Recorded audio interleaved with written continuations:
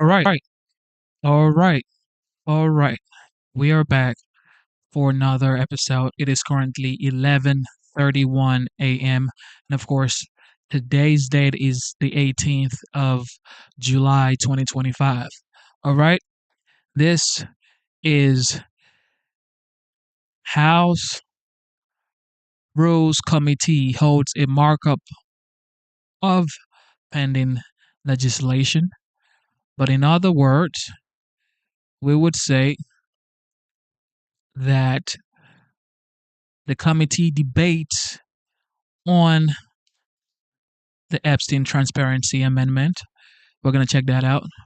As you can see from the thumbnail, it is the 45th, now the 47th President of the United States with Epstein on that thumbnail. But doesn't mean anything, ladies and gentlemen. Doesn't mean anything, all right? Because you never really know what people are capable of because you're not in people's minds, okay? Just because you take a picture with someone doesn't make you, uh, I don't know, their best friends or that you know everything that they do, which I do not believe the commander in chief, the legendary 45th, now the 47th President of the United States, has anything in any way, shape, or form to do with whatever is going on with the Epstein situation. However, it's lingering and everybody is trying to keep it alive, which, in my opinion, is what are the base doing, okay? Because to me, it's like, what are you doing? Yes, you want justice, but if you truly want justice, then you should want justice for every and any atrocities that has been committed by anybody. Okay, it's not just got you moment for Trump. Everybody's trying to get Trump because everybody thinks Trump is on the file. Oh, he's on the file. That's why he doesn't want to release it. This man is trying to find the young girls that were lost coming in and out of the border. He's appointed Tom Holman, and they're doing a great job. The DHS secretary is doing a great job trying to find these little girls. And of course, the AG, Pam Bundy, is also doing a great job trying to stop fentanyl and all of these drugs. So that is, by the way, ending a lot of young American lives. So really, this is not what we should be trying to do, which is got you moment for this media trying to get Trump. Just like every one of these leftists try to do. They'd be like, if you vote for me, we're going to get Trump. Get him. Like, no, focus on the American people. And if you're looking for justice, look for justice in a way where everybody can get closure. Okay? With that being said, doesn't matter if you're a Republican or a Democrat, does not matter. What matters is you are American and that you love the United States.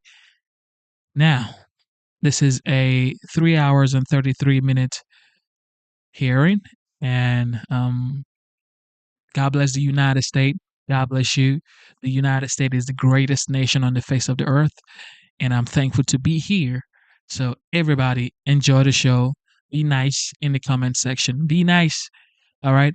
Be nice in the comment section. All right. With that being said, welcome to the Genesis Show. Enjoy the show. Recommended rescissions. However, the bill before us still rescinds $9 billion that President Trump has identified as wasteful and unnecessary spending.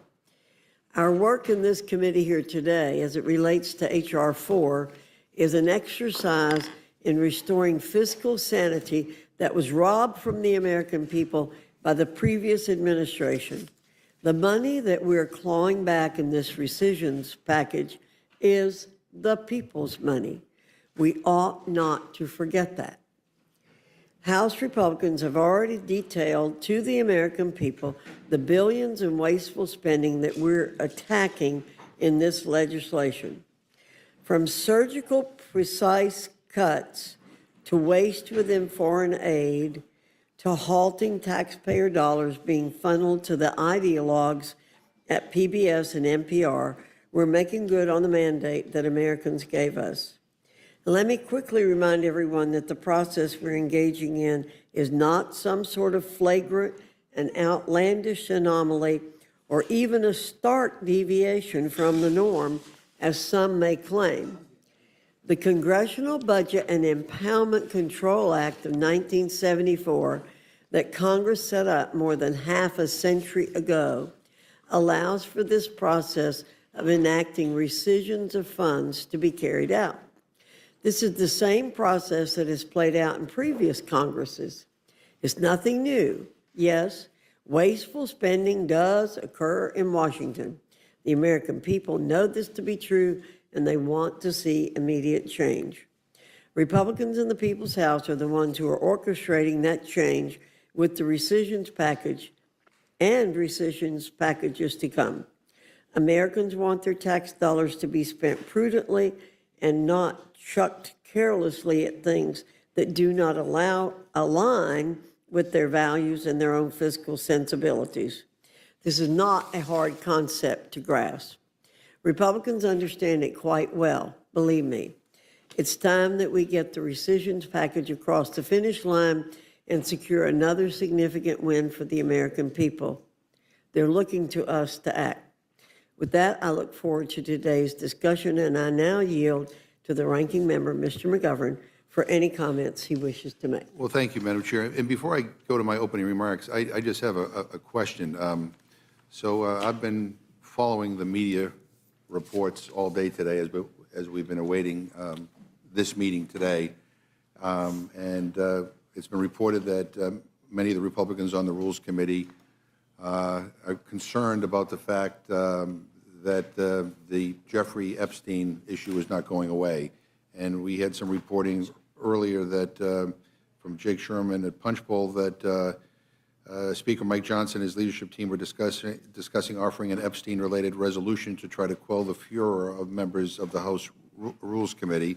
Then there's another report that just came out that says that there may be two bills that are being brought before the Rules Committee. One on the rescissions, the rule on the rescissions package, and then a separate rule on Epstein. But we weren't noticed about the second rule, and so I was wondering if the chair could clarify the situation and maybe share with us the language on the Epstein matter. Is it binding? Is it not? Is it? I mean, so I yield to the chair if she could help enlighten us here. Well, as I often do, I'm concerned about the framing of your question, saying there's a furor among the Rules Committee members. I'm reading from the press. From the press. Yeah. Oh, okay. I wasn't sure. As I said, I question the press often for the way the press people characterize things, and I don't know about the furor among the members of the committee. We'll have some time as the meeting goes on for motions, so we'll be dealing with that later. So, but I guess my request was whether you could share with us the language of, I mean, we're going to offer a motion, and I can tell you right now it's going to be the Kana-Massey bill, but I think, this is an important matter, whether the chair would share with us the language so that we would have some understanding of what we're talking about here today.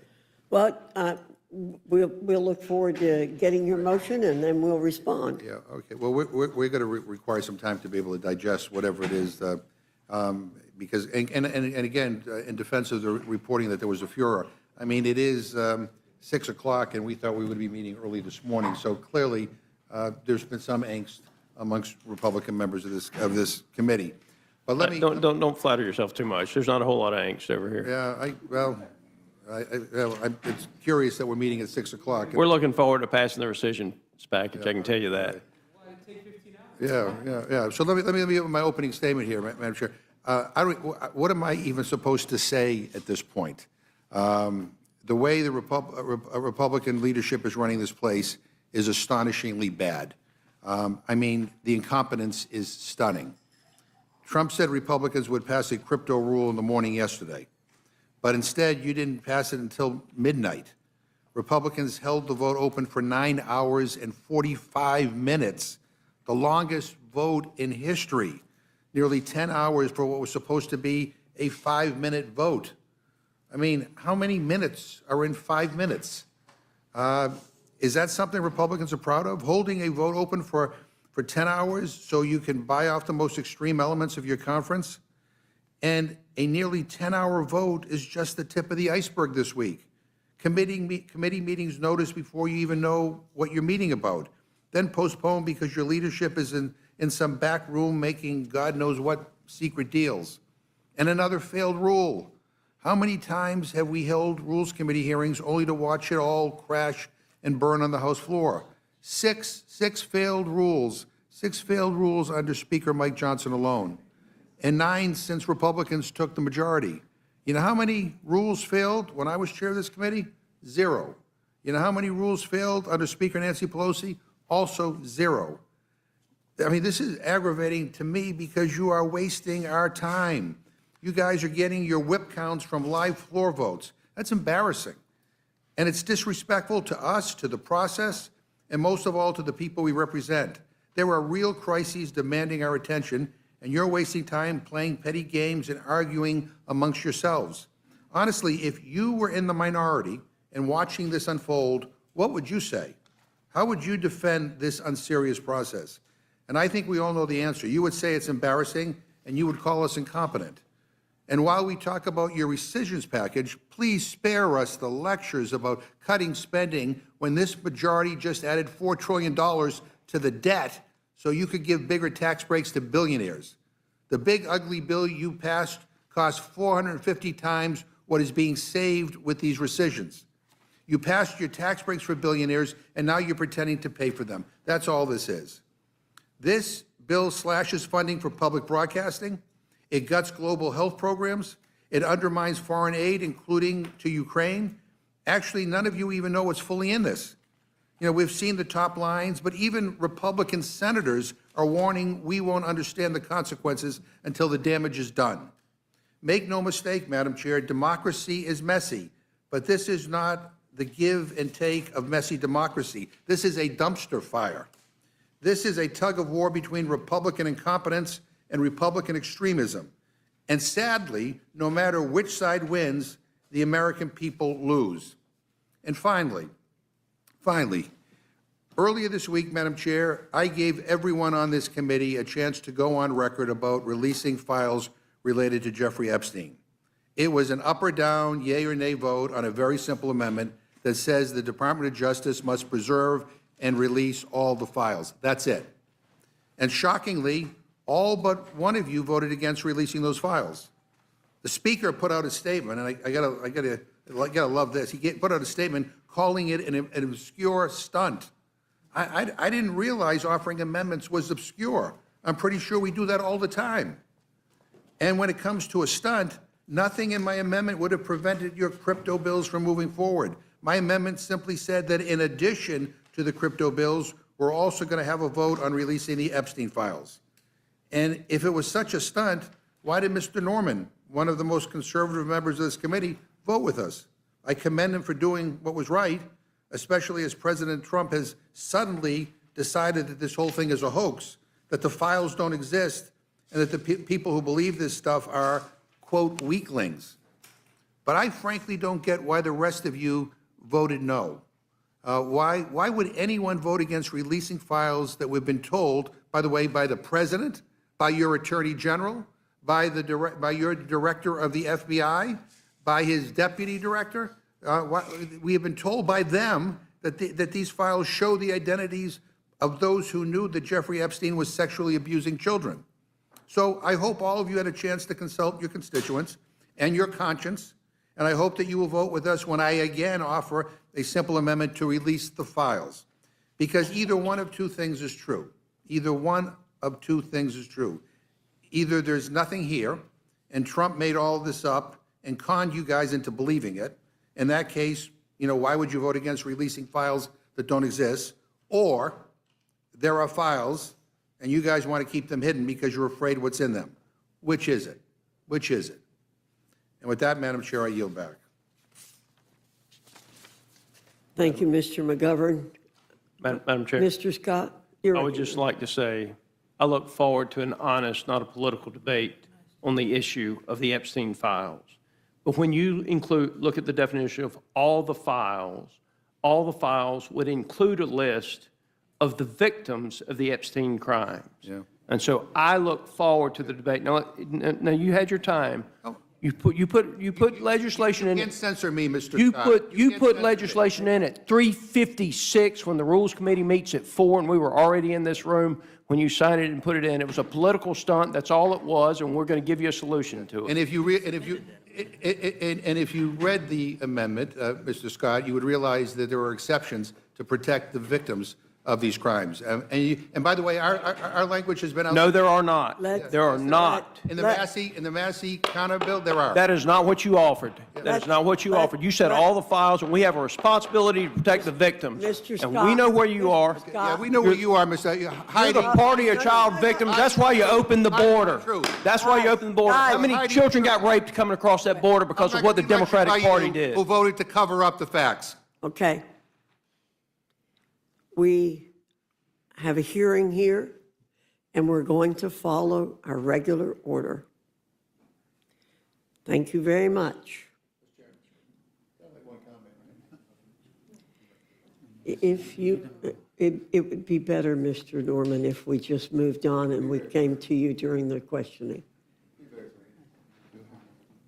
Would you indulge me? Would you indulge me? Thank you, Mr. Norman. I appreciate it. Thank you very much.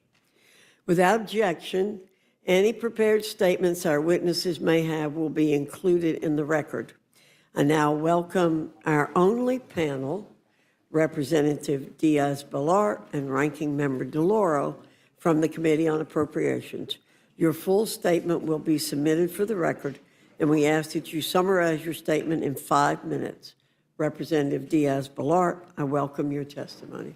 Madam Chairwoman, Ranking Member, and distinguished members of the committee, it's also a privilege to be with the Ranking Member of the Full Appropriation Committee, who I have the greatest respect for. I know you all have had long days and nights. That's what the Rules Committee does. I will try to be very, very brief, Madam Chairwoman. Again, thank you for this opportunity. I appear before you today to testify on the Senate Amendment H.R. 4, which is the Rescission Act of 2025. The rescission package, Madam Chairwoman, before us today is a really important step towards greater fiscal responsibility and accountability, and prudently realigns, starts a process of prudently realigning our national security priorities. The Senate amendment to H.R. 4 would rescind $9 billion, precisely as you mentioned, Madam Chairwoman, including funding for the United Nations, climate change programs, economic and development assistance, and the Corporation for Public Broadcasting. In addition, distinguished members, the proposal protects, I want to repeat that, the proposal protects existing vital programs, while also, as I mentioned at the beginning, refocusing programs really to their core functions, their designated core functions, including things like life-saving work, protection of American national security, the advancement of American values, and prioritization and the return on investment to the American taxpayer.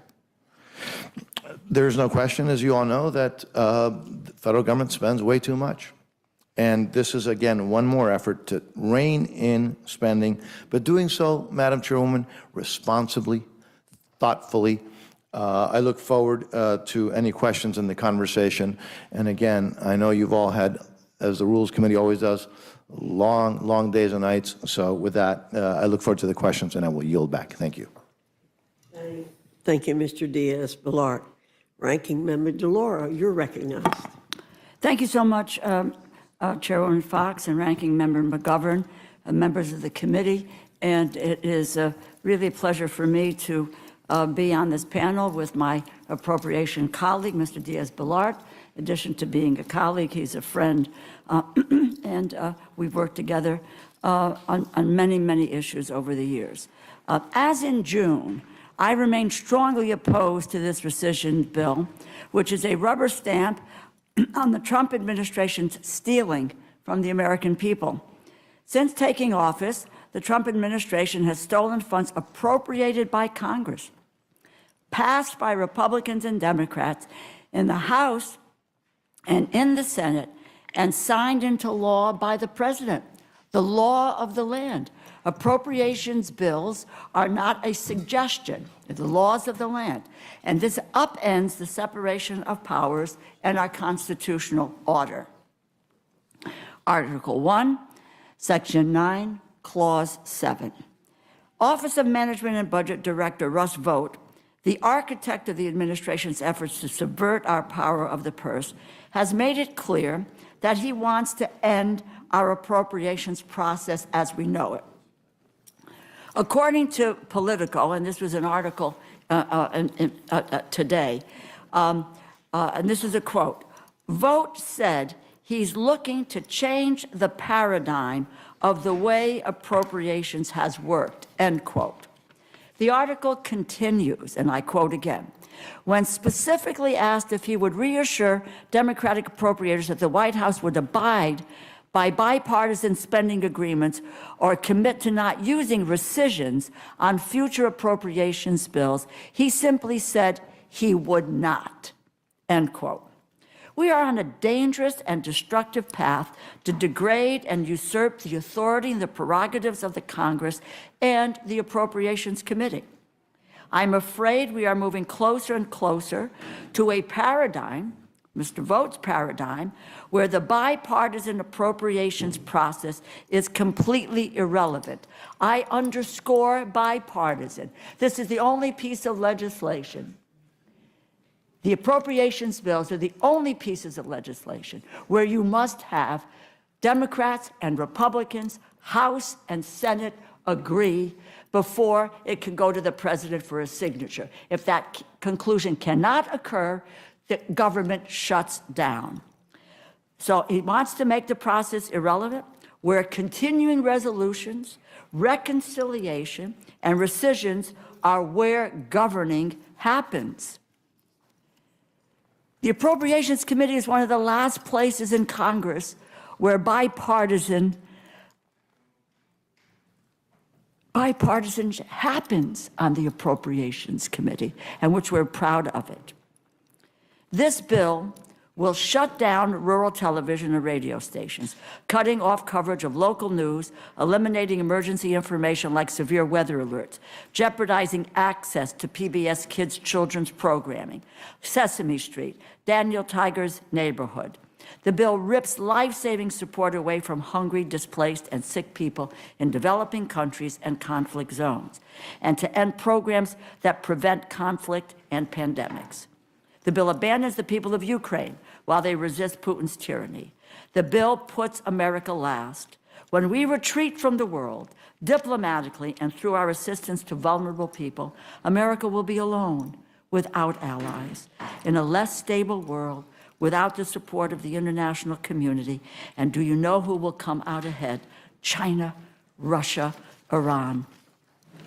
Just yesterday in the Washington Post, retired Navy Admiral William McRaven, Navy SEAL, four-star admiral, warned that cutting the State Department and USAID will put every American at risk. By the way, he's the admiral who led the effort to capture Saddam Hussein. He said, and this is his quote, and this is, I've got his article right here from the Post. I just have people read it. He says, this is no time to weaken any element of America's power. The dismissal of highly trained diplomats at the State Department and the dismantling of USAID will jeopardize national security and make the military's job more difficult. Our nation's security has never depended on military strength alone.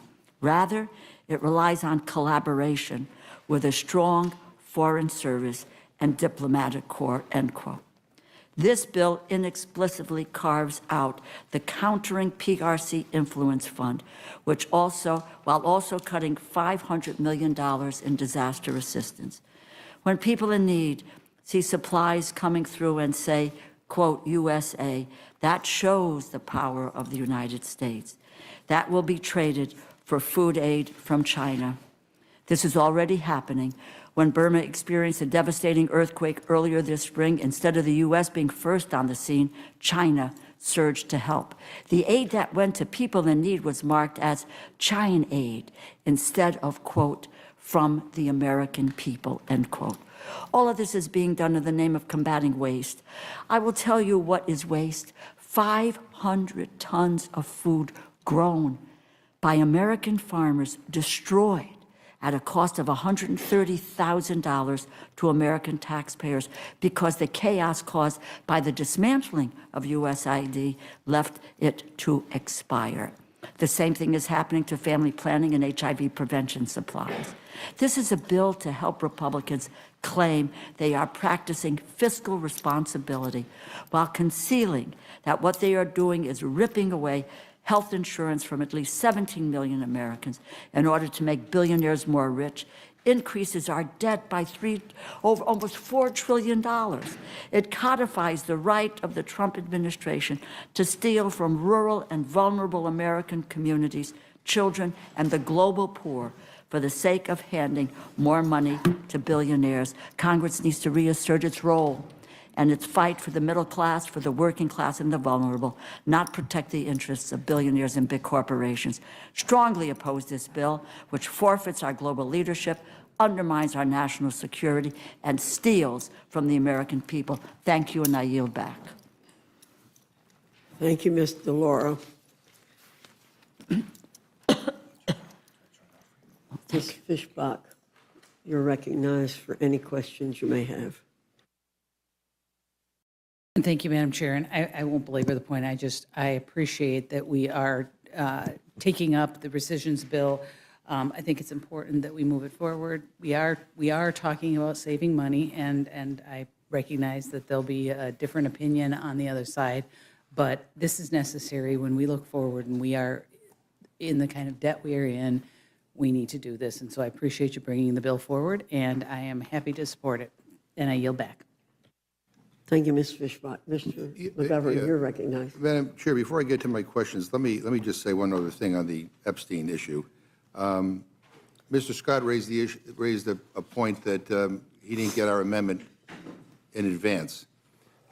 We'll provide you the amendments we're going to offer today in advance, so that, and including how it is specifically stated that there will be protections for the victims. And I think we would appreciate if you would share with us what, in fact, you're going to do, so that we have a chance to be able to digest it. Maybe, in fact, we might agree.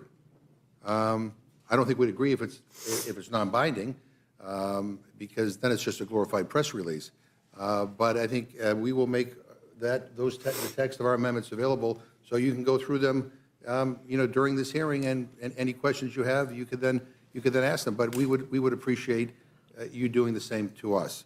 And with that, let me just say, the Republican chairwoman of the Senate Appropriations Committee, Susan Collins, she said the following in opposition to this rescissions package, and I quote, she said, "The rescissions package has a big problem. Nobody really knows what program reductions are in it. That isn't because we haven't had the time to review the bill. Instead, the problem is that OMB has never provided the details that would normally be part of this process. For example, there are $2.5 billion in cuts to the Development Assistance Account, which covers everything from basic education to water and sanitation to food security. But we don't know how those programs will be affected," end quote. Again, these aren't my words. These are the words of the Republican chairwoman of the Senate Appropriations Committee. So, Mr. Diaz-Balart, I'm puzzled by this. Do you somehow have more information than the entire Republican leadership in the Senate? I mean, do you know what specific programs will be cut in this rescissions package? Or are you comfortable voting to cut billions of dollars in foreign aid, without knowing the specifics? If I may, Madam Chairwoman, Thank you, and thank you for the question. So obviously, I have the highest respect and admiration for the Honorable Chairwoman of the Senate Appropriations Committee. Let me tell you my circumstances. I actually had multiple meetings with OMB, including the head of OMB, where we discussed these issues at length. As a matter of fact, I actually was able to give him different proposals and different alternatives, and he took a number of those alternatives. Did he take 100% of those alternatives? No, because, you know, the people are free to do what they want. But I will tell you, do I have a pretty good idea as to what this bill does? Of course I do. And remember, it's very similar to what the House already passed, and which was, you know, widely discussed. Now, let's also put another thing put in perspective.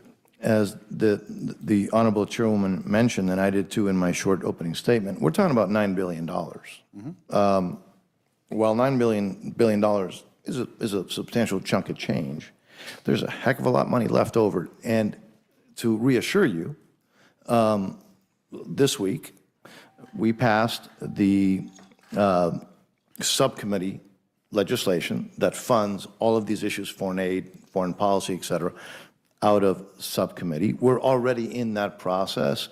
I wish I could tell you that I specifically know when we'll go to full committee, but I expect to do that soon. So that process has already started, and that process is ongoing, and it's a deliberative process.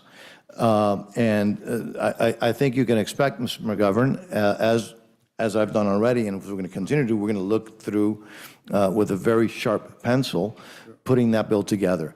But this rescission package is $9 billion. And there are a lot of different areas, and if you want to speak about some specific areas, we can. Like, for example, I mean, I asked the question that Chairwoman Collins asked. There are $2.5 billion in cuts to the Development Assistance Account, which covers everything from basic education to water sanitation to food security. But we don't know how these programs will be affected. So is that $2.5 billion coming out of basic education? Is it coming out of water and sanitation? Is it coming out of food security? I mean, I'm just looking for the, where's it coming from? I mean, the bill also includes $500 million in cuts to global health programs.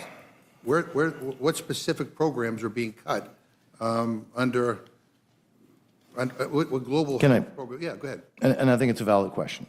So, in fiscal year 25, the Development Assistance Program was $3.9 billion. The rescission package proposes to pull back $2.5 billion, as you just mentioned. So I don't think it's a secret that the Biden administration, unfortunately, didn't spare this area either in promoting, frankly, wasteful, radical, controversial items in this area as well. So I would tell you that the Trump administration wisely, in my opinion, paused everything and undertook a careful review, something that I think was merited. And so, Mr. McGovern, this actually caused a pipeline of funding to build up. This account was often used to support climate change programs under the guise of development programs, which is something that the American people, I think, don't support. So prior year balances can be used to support development programs that are in the national interest. And so, again, I would argue that there is adequate funding to do what we need to do once we stop doing the things that were wasteful, that were controversial, and that actually, in many cases, hurt our national security interests. Is there a list somewhere? Because, I mean, nothing in your rescissions bill says anything about, the specifics. I mean, if you really wanted to cut those programs, wouldn't you specifically say that in your bill that I want to cut, this line item and this particular program? I will tell you, I will agree with my colleagues here that there were some Biden-era programs that were not the most efficient use of federal dollars, and we should go back and we should maybe reevaluate them. And I'd be happy to work with my Republican colleagues on those items, but that's not what we're talking about here. I mean, this rescissions bill would pull back unobligated funds that have not yet been spent on any specific contract or program. And Trump is now president, not Biden. I don't think you're accusing, or maybe you are, accusing the Trump administration of funding woke and wasteful programs. But here's the fundamental truth. Because Republicans have issues with a few extremely small grants, they want to rip away global health programs and cut funding for public radio stations that tell Americans when there has been an earthquake, like the 7.3 magnitude quake that just hit Alaska. And for all of our districts that have been hit by devastating natural disasters or are currently going through one, let's not miss the forest, for the trees. I mean, Ranking Member DeLauro, let me ask you the same question. Do you know what specific programs are going to be cut here in this rescissions package? Because I sure as hell don't know. Yeah, And well- I haven't been given a list. Yeah, no, I think you put your finger on what the issue is. And look, I have the greatest respect. I worked very, very closely with Senator Collins, Senator Murray, as well as with Chairman Cole. But I think Senator Collins, question is appropriate. We don't know how those programs will be affected. Right. So on the development assistance side, this is really, the Office of Management and Budget really has failed in a spectacular fashion to complete the most basic function. It cannot justify this rescissions proposal. No concrete details to inform either chamber, House or Senate, about what they would choose to cut with the broad authority to devastate investments that are in this bill. They're not telling us what they will cut, because they're going to cut what they want, when they want, and they do not think that you or me or Ranking Member Diaz-Balart or Chairwoman Fox or anybody in the House and Senate are the people that we represent deserve to know what is going on. It's my understanding, and I saw too in the dialogue about this, is Senator Mike Rounds of South Dakota said that even though he initially opposed the bill, he would support it because he got assurances from the Trump administration they would, quote, find Green New Deal money that could be reallocated, but not a shredded detail. Now, when I talk about the public broadcasting side, I can talk about specifics because they cut all of the federal funds, all of the federal funds. By statute, 70% of federal funds for public media are awarded directly to locally owned public television stations and public radio stations. So in other words, approximately $750 million of the funds being rescinded will come from eliminating small grants to local stations. And rescinding the funds, we've talked about, I think the best thing said about rescinding the funds, what Senator Murkowski said, this was the threat to public safety and emergency alerts. 7.3, you mentioned it, Mr.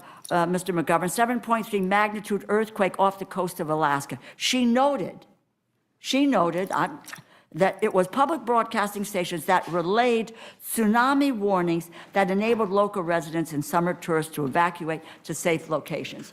So if you look at public broadcasting, they've cut everything. We haven't got a clue of what they are going to do on the development assistance side. So I guess the answer to my question is that we don't have the specifics. No.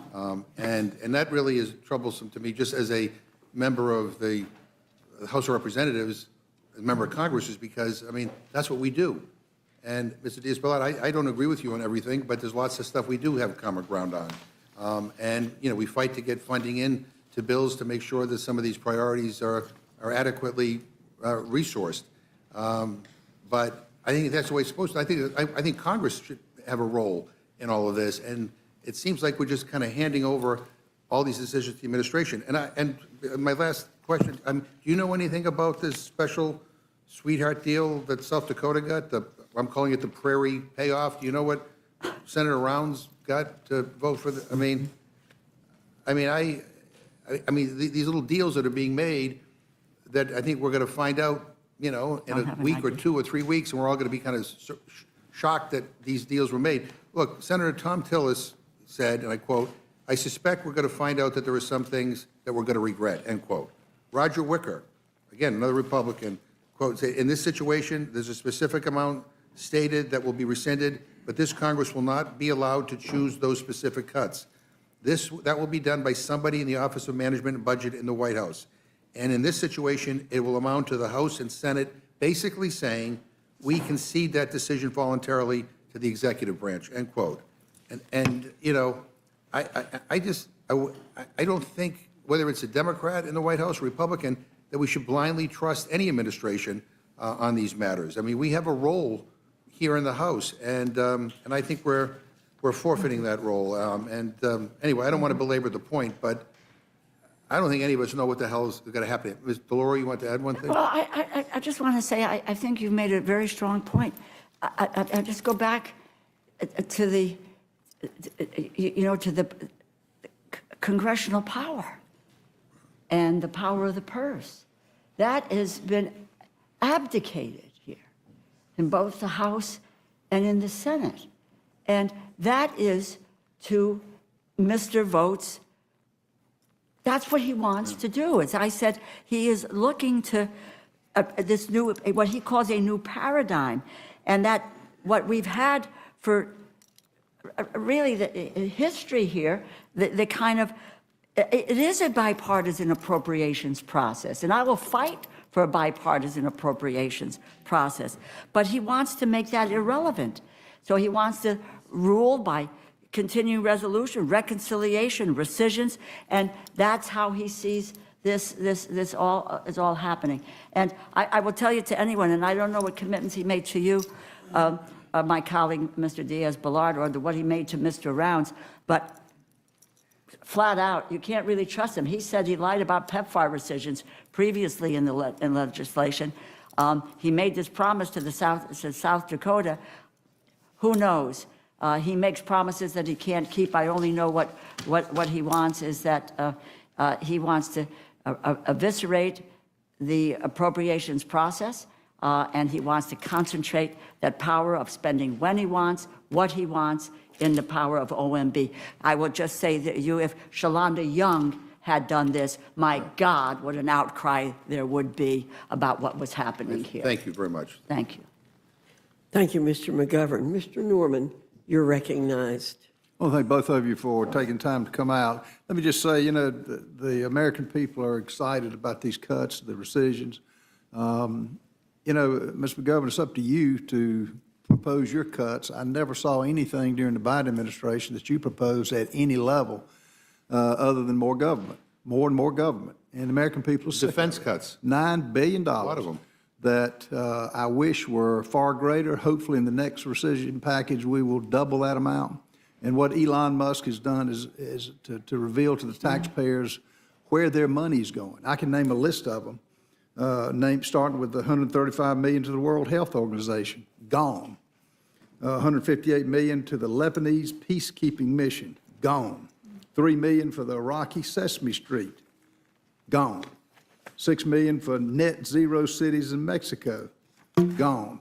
This is just a list. You can parse any one of them and object to them, but I've never seen, you'll spend other people's money, but you won't give the money back to the taxpayers and the economy. Mr. McGovern, you know, it's so rude for you to interrupt. This is my time. Yeah, it's rude I don't to interrupt you, and it's not your time. You know, you and Jerry Nadler, you know, you've never seen anybody that you don't want to interrupt. It's not only can you not understand when two people are talking, I've never interrupted you one time, and you need to get some manners to you. But all I'll say is that what we're doing, what this president is doing, is making this country over again. The economy is showing it. Would you like to say anything? Thank you, Mr. Norman. I just an observation. Look, and if it sounds like my colleague appropriator, Democrat appropriator, and I have disagreements, we do, but yet we have a great relationship, we do. And so we do have serious disagreements. I, however, have zero doubt of her fierce trying to protect, right, the power of the purse. And that there we agree. And so, but Mr. Norman, I may be wrong, but this rescission, yes, is to spend a little bit less money, which I think is a good thing. And by the way, this is a process that's in law. So when one may complain about, you know, the process, well, this is a process that's established in law. I don't know and I may be wrong, I don't remember the outrage when, for example, a Democratic president decided to spend money that was neither authorized nor appropriated. And then, by the way, when the Supreme Court of the United States said that's unconstitutional, he kept doing it anyways. Now, again, I want to be respectful. I may be wrong, because you all are here all the time and you all discuss these things. So from what I'm hearing, it must be that all of you agreed during that moment that when a president spent more money that was neither authorized or appropriated by Congress, and then the Supreme Court said, hey, that's unconstitutional, and he did it anyways, I'm sure that was bipartisan outrage. Of course it must have been, right? But we know it wasn't. Here, what we're dealing with is $9 billion through a legislative legal process.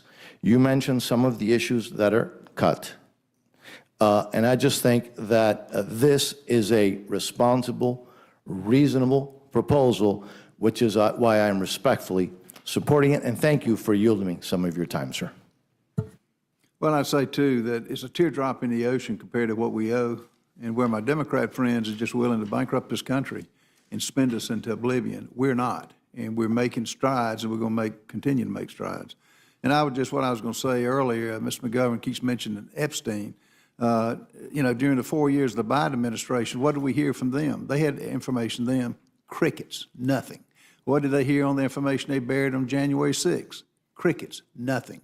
So this is a day of transparency, and it's a day that we're going to identify a lot of problems. Overspending is one of them. I look forward to many more rescission cuts, including the pocket rescissions.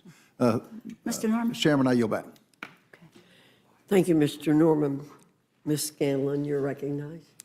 Thank you, Chairwoman. And we do, I think everyone on this side of the aisle wants to thank Mr. Norman for his vote earlier this week in favor of releasing the Epstein files, because we think this is something that clearly already has some bipartisan support, and we think it should move forward on that basis. But we're here primarily about the rescissions package, which, with this package, I think the White House and congressional Republicans have sunk to a new low.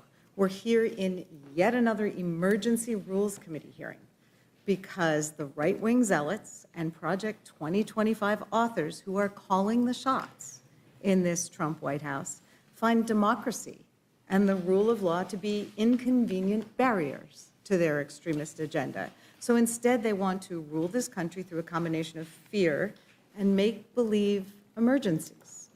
This time, they're trying to cut federal funding for some uniquely impactful programs with broad bipartisan public support, including public radio and television, and global healthcare and hunger relief programs that are widely acknowledged as being critical services for local and especially rural American communities, and that are important to both our national security and our moral standing in the world, particularly with respect to the USAID programs. I hear frequently from constituents who are parts of faith groups, including our Catholic charities and colleges, our mainline congregations, our Quaker friends, as well as our local Rotary clubs and other nonprofit groups, that they value these programs and believe that they should receive more support, not less. So why are they under attack? Because the Republican Party under Trump claims that these important programs, which benefit the general public and our national security, must be cut in order to reduce the national debt. The hypocrisy is astonishing.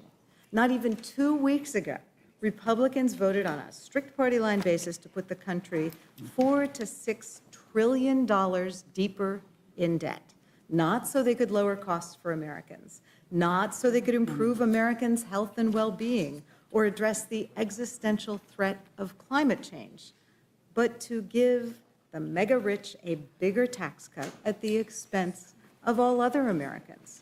In fact, they rammed through their grotesque, big, ugly bill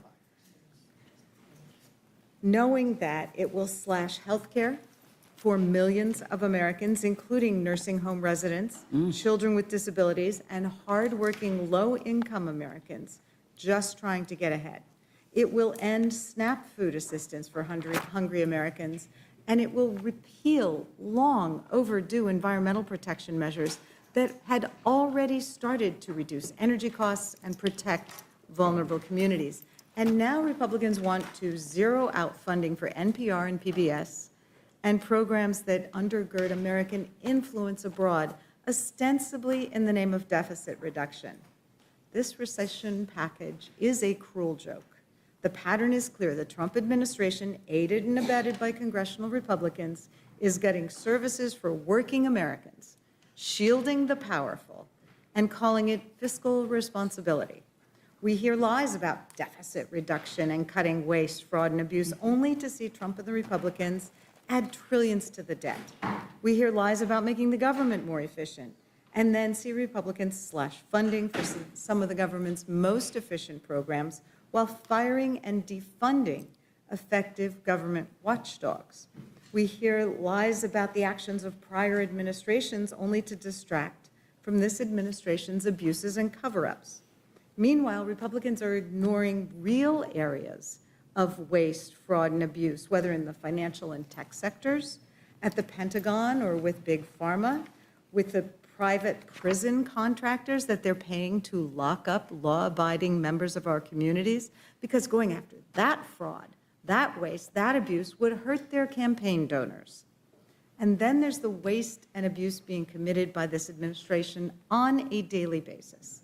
Just this week, we learned that the Trump administration is going to destroy 1 million pounds of international food aid. This is food that was produced and purchased from American farmers with taxpayer dollars, but that has been allowed to rot in warehouses because this administration blocked its distribution and then ignored warnings that it would go to waste. Let this sink in.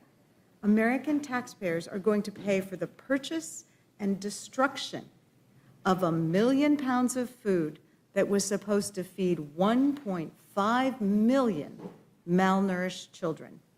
This isn't just un-American, it's immoral. It violates every humanitarian norm.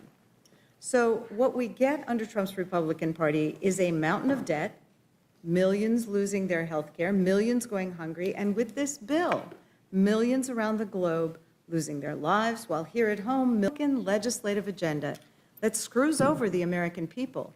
But when those schemes screw over the wrong Republicans, that Republican senator or member of Congress goes and begs the White House for a sweetheart deal to exempt their state or their district from whatever havoc the bill is creating nationwide.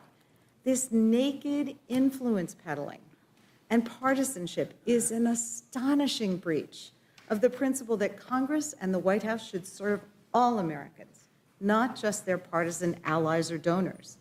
If your Republican cuts are good for my constituents, then they should be good enough for your constituents too. Now, with the White House, the House, and the Senate under Republican control, the apparent operating theory of government is now to use the power of the federal government to benefit themselves, their friends, and families at the expense of everyone else, at the expense of the nation, and at the expense of our collective future. As we stand on the brink of our nation's 250th anniversary, it is sickening to see the damage to our American constitutional order, which was formed and has always been grounded in fairness and the rule of law. It is a disgrace. And this is a disgrace that our founders sought to prevent. They designed a constitutional system to prevent demagogues from sowing confusion, manipulating public passions, and abusing the rule of law. The separation of powers among the three branches of government is supposed to hold each branch in check. But that requires that Congress, and specifically the majority of Congress, live up to its constitutional duty instead of cowering in fear or acting the fool. And until the House and Senate majorities grow a spine, we are all of us in peril. So, Ranking Member DeLauro, the last time a rescission measure passed the House, I believe, was over 30 years ago. So it is not something that is part of our normal order of business. Can you comment at all on this rescission package and the specificity or lack thereof, and how it might compare to prior rescission packages? Well, the point in fact is I say that the OMB director, Russ Vought, has designed a system to remove the Congress and the Appropriations Committee in this aspect, to eviscerate it, so that the power to make a decision of what amount of money will be spent, where it will be spent, how it will be spent, no matter what the Congress has directed. These are congressional directed dollars. And he has the view that he has the authority to do that. He can't do that. There's no inherent authority to do it. The rescission piece of it, yes, is a lawful process under the Impoundment Control Act, and they don't even believe, he doesn't believe in the Impoundment Control Act. But this was a way for him to codify the cuts that he would like to make, because it just doesn't like it. How we can, and that's, you know, not been the case in point. Look, I would be opposed to this under any administration. I fought with the Biden administration when we, and I'll be very self-serving. I moved forward to say that OMB had to let us know what money it was spending and what they were apportioning for various funds, and they had to make that public. They did not want to do that. I had this conversation, but we did it because the public has a right to know where their dollars are going. And under this process, and when we look at this rescission package, particularly on the international development assistance, we have no idea what they're doing or where they are going with this. So it is really unprecedented, but unprecedented based on a construct of Russ Vought, the OMP director, that remove appropriations, amass the power, and it's not even power for the president, I might add. He is amassing that power for himself. And that somebody who is unelected, we're going to turn over, that this body, House, Senate, turn over that power to this individual. I find that unconscionable. If I may make a couple of points, and I wanted to say that with my colleague, we agree and we disagree, as he's pointed out. But Chairman Diaz-Balart understands the value of some of these programs. He knows the value of supporting voices for democracy over authoritarianism, and that we need to keep funding long-term development and education, agriculture to support our partners, build stability over time. As he has mentioned, he funds these programs. So these programs are being gutted with this rescission, and we have to consider that. Now, my final point, and I want to, if I can, to Mr. Norman. Mr. Norman, today, this president is spending billions of dollars that is lawfully unavailable to him. Congress has not approved it. The OMB director Vought has really tricked the president into spending it anyway, against the law. I would be happy to sit with you to go through this with you, and I would hope we could join together to hold him, or quite frankly, any president accountable.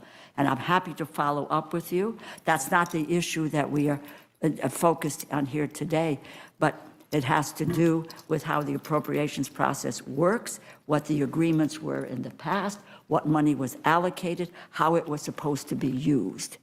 And that's the law. So I just leave it there. I hope I've answered the general. No, I think you did. And I just wanted to clarify one more thing. So the bill before us today, this rescission package, was prepared by Russell Vought, who's the head Yes. of the Office of Management and Budget. Right, that's right. He also is the primary author of Project 2025, That's is he right. not? Is that right? Yes, Okay. yes, he is. And so this package would legitimize the cuts that the Office of Management and Budget and this author of Project 2025 have made without Congress's Well, input. he in Project 2025, I read it carefully.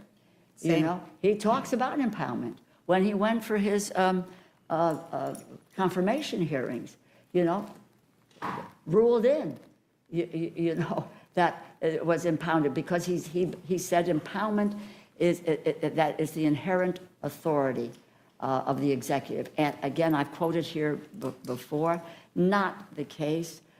Judge Antonin Scalia opined on this. Judge Kavanaugh has opined on this, that there is no inherent authority.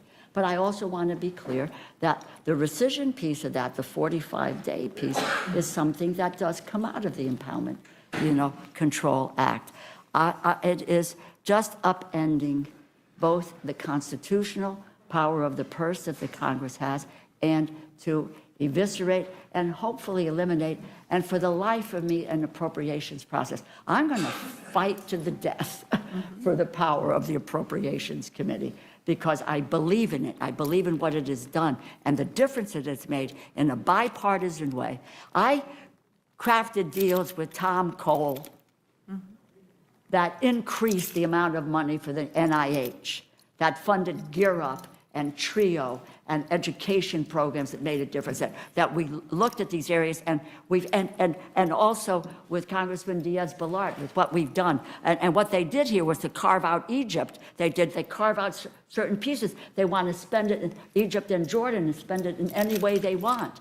But we need an obligation to Jordan to do that. They're the stabilizing force in the Middle East. But you can't pick and choose depending on who you like and who you don't like and who you support politically and don't support politically. That is not the process. We have an established process here, which is called the appropriations process, which deals with that money. And while the president can want to make changes, he needs to come back to the Congress to make those changes. That is the piece that is missing here, totally.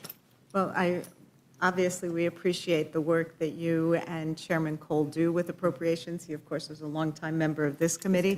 And we appreciate the appropriations process, but I would say even behind that, we have the constitutional process pursuant to Article 1, where it's Congress that makes the laws and funds the government and not the executive. So thank you for your testimony. Thank you very much. Thank you, Ms. Scanlon. Mr. Roy, you're recognized. Thank the chairwoman. Just a couple of quick things. And I would ask the chairman, just real quick, if I'm correct, there are significant previous presidents have submitted rescissions in the past, including Democrat presidents such as President Clinton. True? Yes, sir, because it is under the law. It's allowed. This is part of the legal process. Part of the law. It's a normal part of the process. Correct, sir. Following the law. And so, we can debate which things we choose to cut or not, but the fact is it's a normal part of the process. Correct. Secondly, we're talking about $9 billion, correct? That's correct, sir. Total outlays for the federal government this year, $7 trillion? Approximately. So we're talking about 0.00012 or something like that. I don't know. Well, yeah, 0.133%. Okay. But like 0.13% or something. Yeah. So we're talking about a tiny fraction, right, of our overall spend, right? I would agree. So, but in the process of doing that, what we're trying to do is clean up a significant amount of the spending. Is that right? Mr. Roy, if I may, Yeah. I think it doesn't pass the smell test to say that every penny that the federal government spends is well spent, obviously. But I would argue, and I think it's pretty easy to be proven right, that in particular in the last 4 years, the amount of waste and misspending was so outrageous that there needed to be a pullback. And this is an attempt to do just that. And so, and with people have gone through various lists, and people have different priorities in life. But I can just tell you, the people who sent me to Texas, sent me from Texas to Washington, they didn't want us to do $47,000 for a transgender opera in Colombia. They didn't want us to do $2 million for sex changes and LGBT activism in Guatemala. They didn't want me to do $6 million to fund tourism in Egypt. And then, look, I understand people have their priorities. They think some idea is a good idea. They go, okay, we got to help the Egyptians. Let's go help them with some tourism. I don't know. I mean, I feel like there's a lot of good reasons to go to Egypt without that, but okay. But $6 million, well, that's $6 million. We're $37 trillion in debt. $45 million for DEI scholarships in Burma. I can go down a complete list of just some crazy things. $3 million for Iraqi Sesame Street. We can go down the list. These lists are public. My point being, there's a lot of stuff in here that we're trying to clean up what we're spending. Again, $9 billion out of the $7 trillion in outlays. Now, there's probably more coming. And I know that there are some concerns for that. But is Director Vogt, is he operating in any way outside of the law by doing this? I'm glad you asked that, because at the introduction of this meeting on this issue, the Honorable Chairwoman talked about that this is established in law. This process is established in law. And I obviously have great respect for everybody here, but I will tell you, Mr. Roy, I was a little taken back because I think it is absolutely healthy to disagree, right? I was taken a little bit aback when you, the OMB director, try to disqualify a person who, by the way, Senate confirmed. Now, I may have disagreements, you may have disagreements, but I have to admit I was taken back when you try to disqualify an individual because you disagree with that individual. And I frankly have to admit, I take exception with that attitude. As well as I mentioned a little while ago, sir, this is a legal process, number one. Number two is there is a egregious violation of a president spending money neither authorized nor appropriated, and it's not me saying it, Mr. Roy. The Supreme Court of the United States said that. Where was the outrage by some of our colleagues on the other side of the aisle, Mr. Roy? And so again, to your point, yes, thank you. This is a legal process. It's fine to agree or disagree with some of the cuts, obviously. It's a legal process. Can we absorb it? Absolutely. And by the way, again, the appropriations process, which is a big part of this, has already begun. Two more quick questions. You obviously focus a lot of your attention as an appropriator in areas such as the United Nations, World Health Organization, et cetera. My understanding is that HR 4 rescinds $33 million, but that's up $1.5 billion appropriated in fiscal year 2024 in the United Nations. And then it's going after things, for example, like UNRWA and programs that have been severely discredited in terms of their support for our enemies and the enemies of Israel and enemies of our allies. Do you believe that this is the sweet spot in trying to clean up some of the mess and how the dollars have been flowing overseas while still maintain some of our engagements with these entities? Well, again, the Secretary of State has clearly said we're going to continue to do things that are important abroad for the national security interests of the United States. We're just going to do it in a way that supports our national security interest. And not, you mentioned some of the wasteful programs. There's so many others, and we can go on for days talking about that. So you also asked the question specifically about, for example, the UN. Both in fiscal year 24 and this in the appropriations bill in fiscal year 25.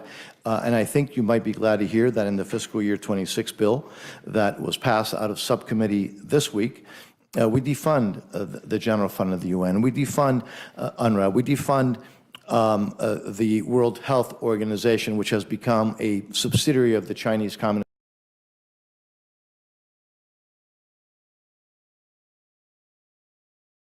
Party record. Look, I just mentioned, for example, the bill fiscal year 24 and 25, the appropriations bill.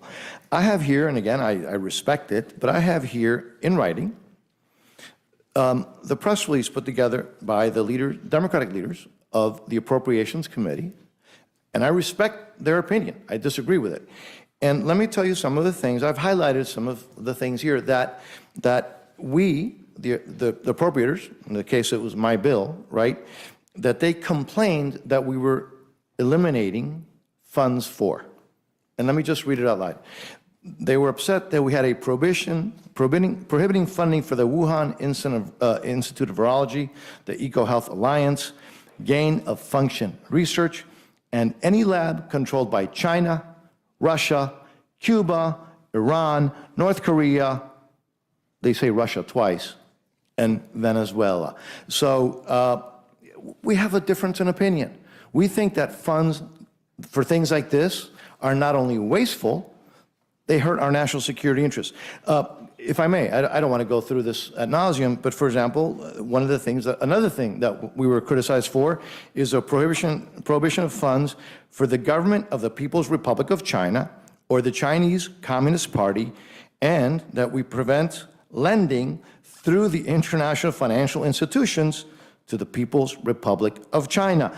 If I may, also not upset, they were, pointing out that they opposed cutting funds because we said no funds can be used to revoke the designation of the Islamic Revolutionary Guard Corps as a foreign terrorist organization. Now, Mr. Roy, I respect that our friends on the other side of the aisle don't want to cut any spending.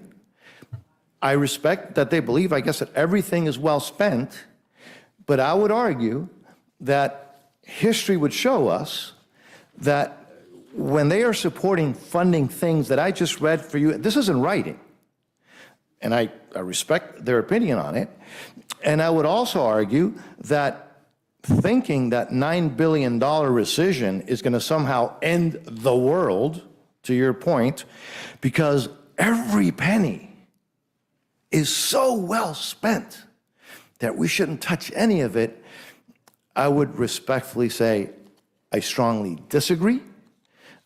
This is a step in the right direction, and I think, hopefully, pretty soon, I hope to be able to come in front of you with the fiscal year 26 appropriations bill dealing with these issues, and hopefully, again, hopefully in that moment we can count for your support. I'm not asking for it now because you haven't seen it, but I think you might be pleased with some of those issues that we have in that bill. Well, I thank my friend from Florida, and since the gentleman from Florida has used more than my time, I will only close by saying this because it's been so important to the people in my community, because a lot of folks here are talking about and extolling the virtues of NPR, PBS, public broadcasting, and so forth, and talked about how they're cutting their funding is somehow going to endanger communities and rural communities. Well, when the floods were hitting the people that I represent, it took NPR through Texas Public Radio 19 hours to post anything about the flooding on its social media.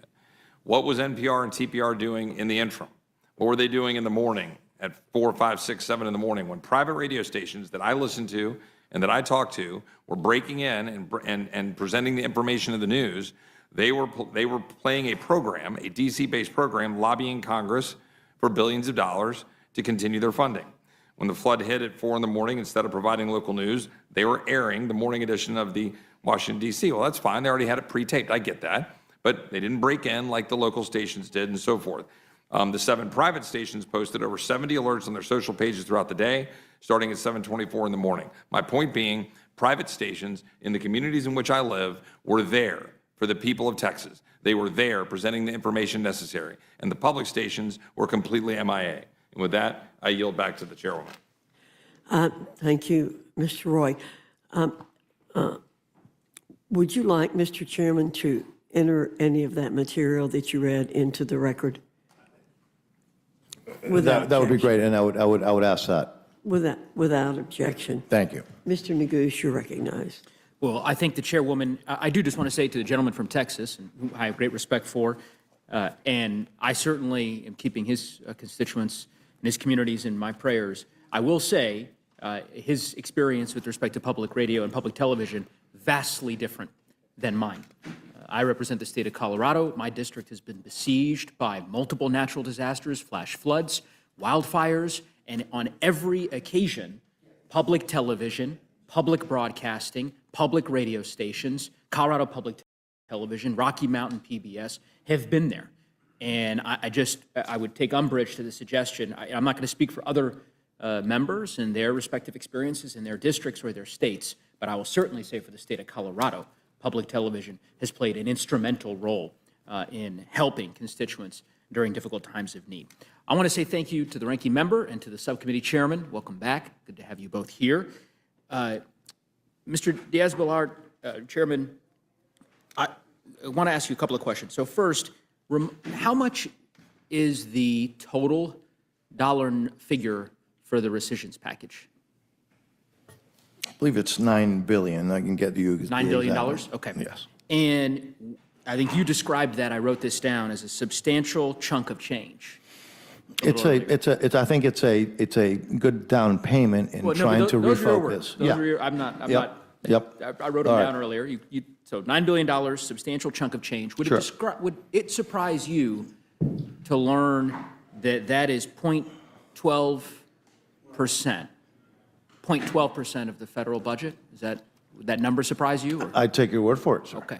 And I presume you're pursuing this rescissions, at least you've articulated it in part, it's animated by concerns about the debt and by the deficit.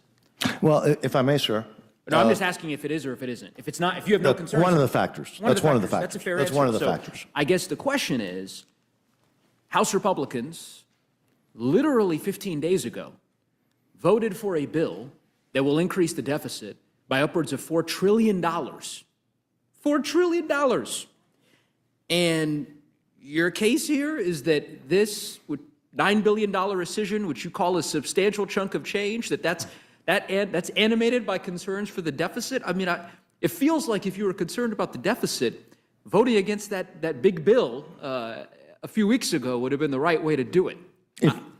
Yes? If I may, remember, again. You disagree? Well, let me tell you what I agree with, if you would allow me.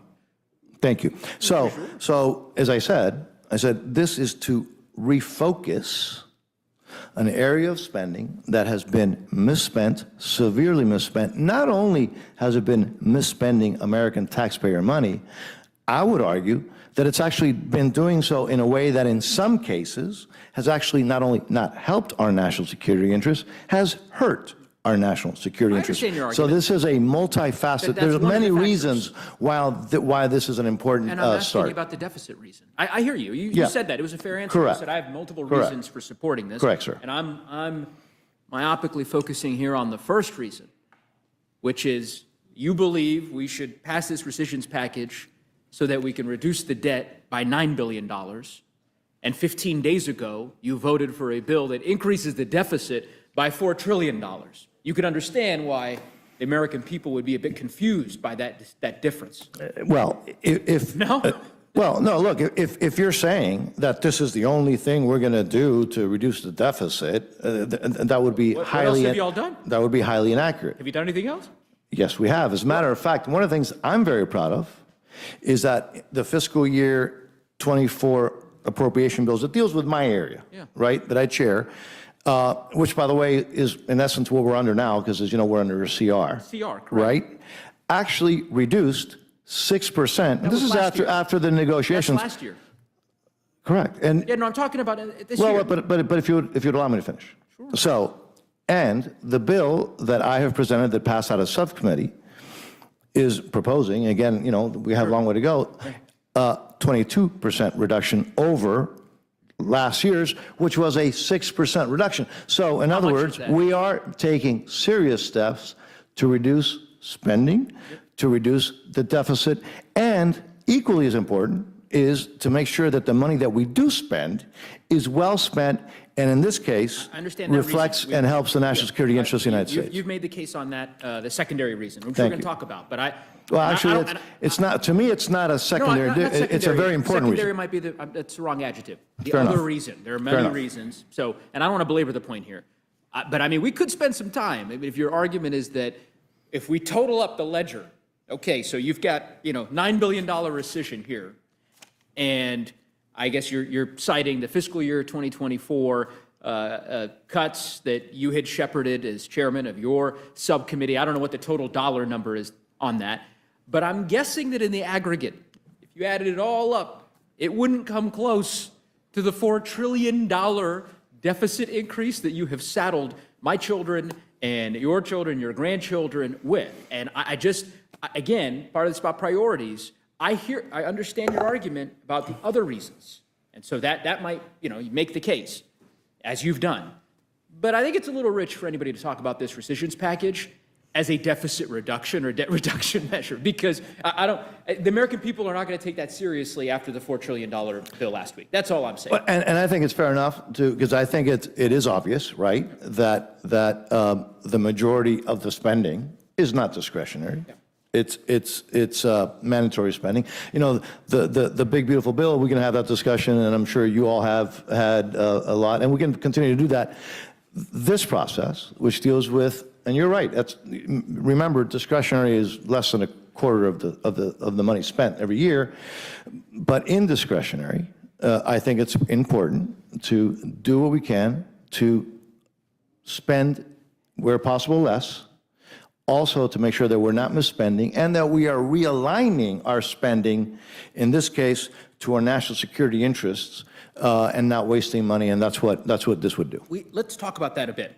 So because you referenced earlier that your subcommittee, I think, is in the process now of finalizing the numbers for fiscal year 2025, and we're hoping you'll be back before the rules. 2026. 26, I'm sorry. For I know that's what you 2026, meant. correct. We never made it on 2024 because of the CR. So you all are in the process of that. Yes, sir.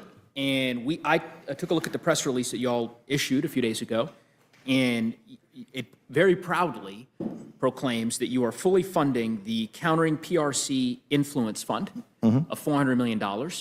That, it strikes me as something that's very important to you, right? Yes, sir. And you agree that it's important for our national security, right? Yes, sir. Okay. The question is, why didn't House Republicans include any provisions in the rescissions package to protect that funding?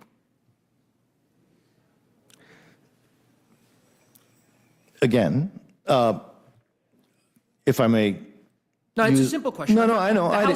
Because I do think. The House bill that you all passed. Correct. Right? We actually before do. It went to the Senate. Yes. I'll yes. let you. Yeah. The House bill, before it went to the Senate, did not include any language protecting the Countering PRC, People's Republic of China, Influence Fund. Okay, included no language. And I'm just trying to understand, because you are proclaiming on your website that you're very proud of the $400 million, of fully funding it for next year, why wouldn't you have protected it in the rescissions package that you passed? I don't see those two issues being mutually exclusive. By the way, How are they not? because again, hopefully, assuming we get some support for the bill, right? This is a process. We have funded it in the past. My intention would be to continue to fund it in the future, and so I don't think that's mutually exclusive. Okay, let me walk through this. The PRC, the Countering PRC Influence Fund, right, is one of the funds that was identified in the $9 billion rescission. It's one of the sub-accounts, okay? So House Republicans passed this $9 billion rescissions package and did nothing to protect that account from being zeroed out by Russell vote and the OMB. Oh, I see what you're saying. When it got to the Senate, I see what you're saying. there were some Republicans in the Senate Okay, I see what you're saying. who decided that it was really important. And so they added language. Yep. Right? No, Is you're that- right. am I wrong? No. They added language. I'm glad that. Okay, I see where you're going. You got it and now. I do now. Okay. We're on the same page. Yeah. No. Yeah. I get that. By the way, But why didn't you do it? Because, and obviously I was mistaken. I just thought that the Senate rules that we couldn't add text under the 1974 law. And so, by the Now way, that you know, yeah. so from now on, when rescissions package comes in next time, you'll add language here on the front end rather than doing it on the back end? Again, I totally support on that aspect that you just mentioned. I totally support what the Senate did there. Yeah.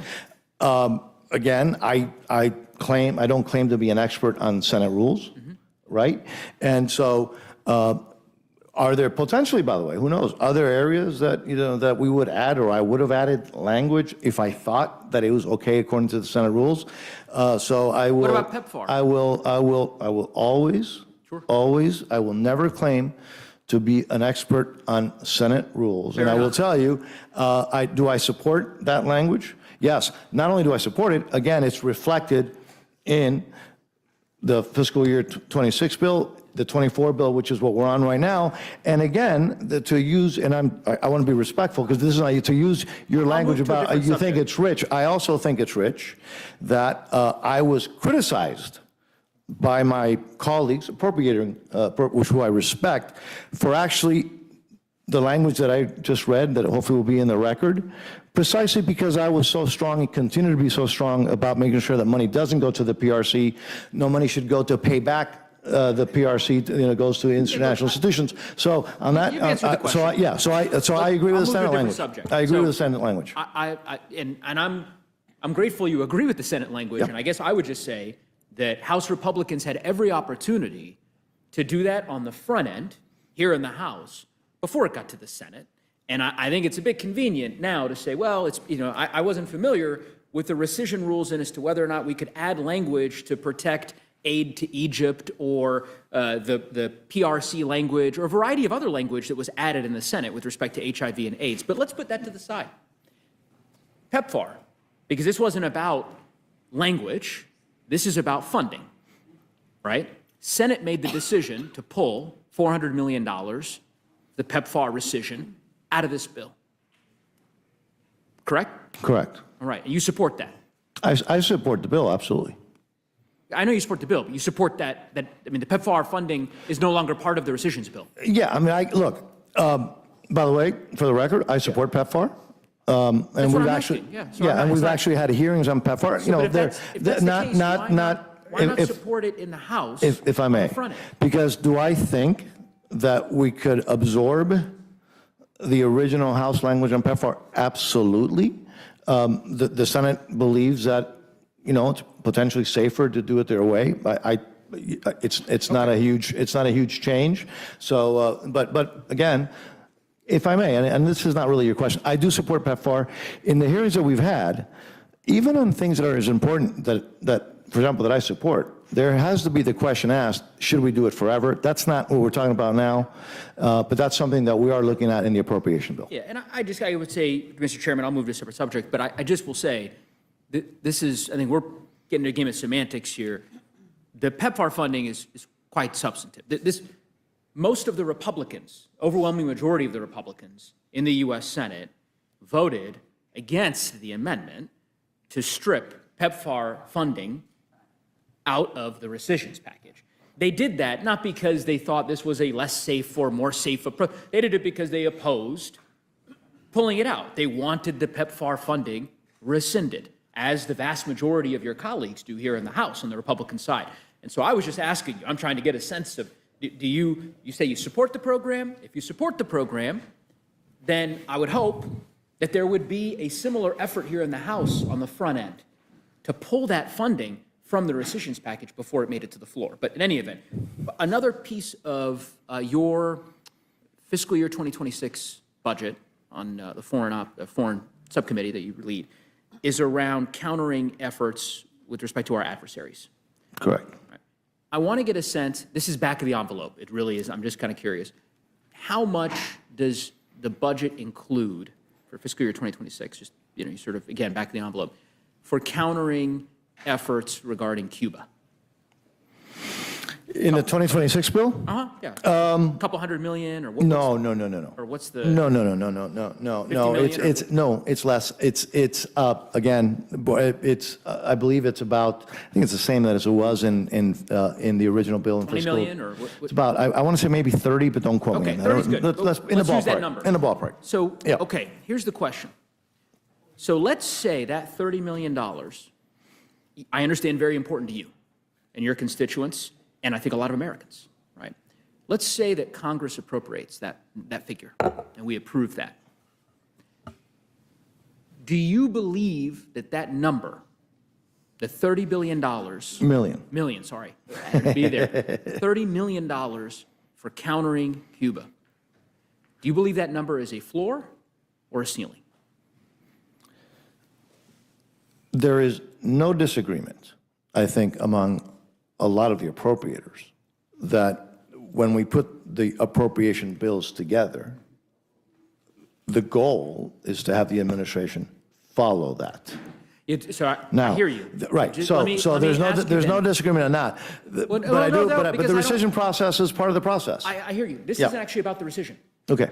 So I'm not, so the $30 billion, Million. okay, that's going to go to the State Department to spend on countering Cuba. I'm just trying to get your sense. Is that number the floor or is it the ceiling? That's all I'm asking you. Which is it? You're saying once it's law, whatever Once that it's number law, is? Once yeah. Well, no, it's once it's law, it's law. It's the ceiling. It's law. Which by the way, and so look. Wait a minute, sorry, I'm not interrupting you. Go ahead. No, please. It's the floor. Well, no, theoretically, you're not supposed to spend above that either. It's the floor and the ceiling. I want to make sure I get that right. But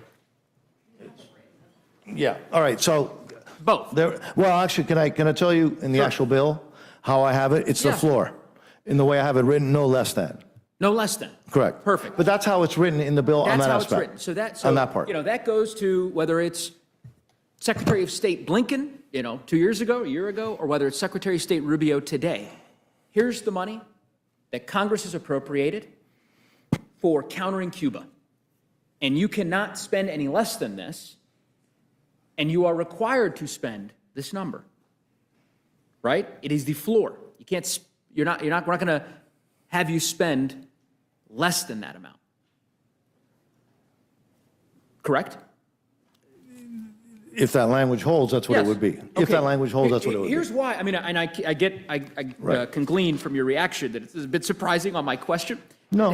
And the reason why is... I always actually appreciate your questions. Oh, I appreciate that. Well, because here's why. You and I agree.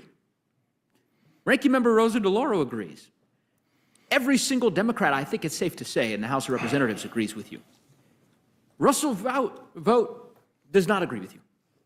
In Politico, this is today, as he's describing the spending powers of the Congress, it is one of the most constitutional foundational principles, but that power of the purse does not mean it's a ceiling. It is not a floor, right? OMB Director Vogt's view, which is a ludicrous view, unmoored from any kind of constitutional or statutory basis, is that if we appropriate dollars, if you appropriate $30 million to counter Cuba, very important to your constituents, Secretary Rubio can look at the document and say, I'm going to spend $10. That's how much I'm spending in fiscal year 2026, because it isn't a floor. The rest of this, I understand it's important to Mario Diaz-Balart, but I think to it's Congress, but I'm not entitled or required to spend a single dime more than what I deem necessary as the executive I branch. clearly see your point. I clearly see your point. And you disagree with him? Well, no. Oh, no, wait, hold on. It's very important to make a important observation, which is it's dependent. It depends how it's written. In some cases, we give flexibility. In some cases, we say not less. In some cases, we say not more. So I just want to make sure that we make the point I agree with that caveat. it's a little bit of a generalized statement, and I just want to make sure that we're accurate in what we're saying. But what your staff had just handed you. In that case, in that specific case, then I would agree with you. I appreciate that. And I will just venture to say, and then I have one last question, but I will venture to say that quote there might end up in a lawsuit here in the next couple of weeks, because the administration, as you know, we're deep in litigation now Yes. over impoundment. I appreciate the chairwoman. I just have one question. You represent... It takes you a long time to ask a question. Well, Mr. Diaz-Balart... Very short, and the answer needs to be... Well, I agree with you on the answer part. I don't know about the question, but I hear you. I'm trying to get to it, Madam Chair. I appreciate your indulgence. I just want to talk a bit. I'm trying to look for the piece of paper here. Here it is. You represent South Florida, town of Miami Lakes. Among others, yes. Among others. And the town of Miami Lakes, my understanding is getting a new zip code because of your efforts. You're You're working on it. Working on it, yes, sir. House is going to vote on a bill soon. Hopefully.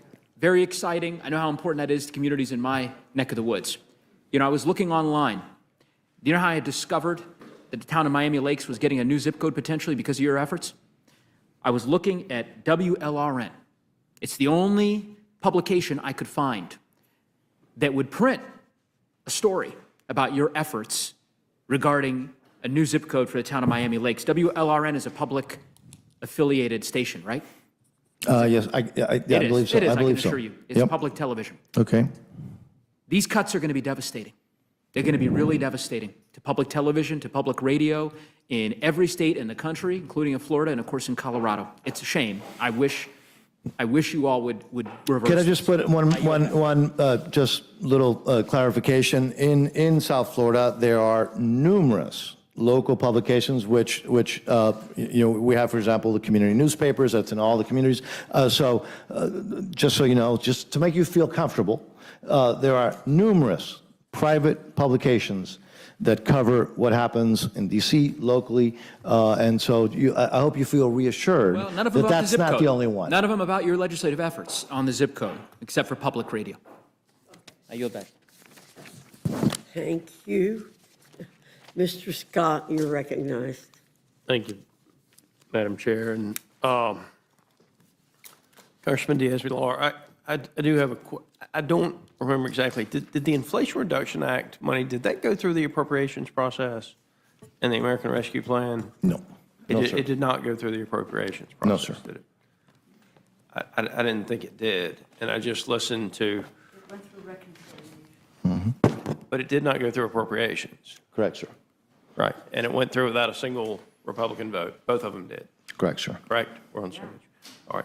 So I'm looking at these numbers. I know you may not have the exact numbers year to date, but right now I'm looking, and it says that the federal government has spent $5.345 trillion year to date. Now, that would include mandatory spending and other things, but the second largest category of spending right now is the interest on the national debt. Is that correct? That is my understanding, sir. That's what it says Yep. anyway here. Would you be surprised to know that federal spending is up $318 billion this year over last year? That unfortunately does not surprise me. So when we talk about an $9 billion cut right here in this piece of legislation, is that correct? That's it. Okay, $9 billion. So if we just use these numbers here, so total federal spending is up $318 billion. If we take this $8 billion, total federal spending is still up $310 billion instead of $318 billion. I'll be honest with you. I'm a little taken back at the whining and crying over what amounts to less than 0.5% of discretionary spending. And I'm a little embarrassed, candidly, that with Republicans in control of the House, the Senate, and the White House, that we can't actually cut a little more. And I just hope we're able to continue to show the American taxpayers where their dollars have been going. We showed them tremendous sums of waste, fraud, and abuse over the last several months.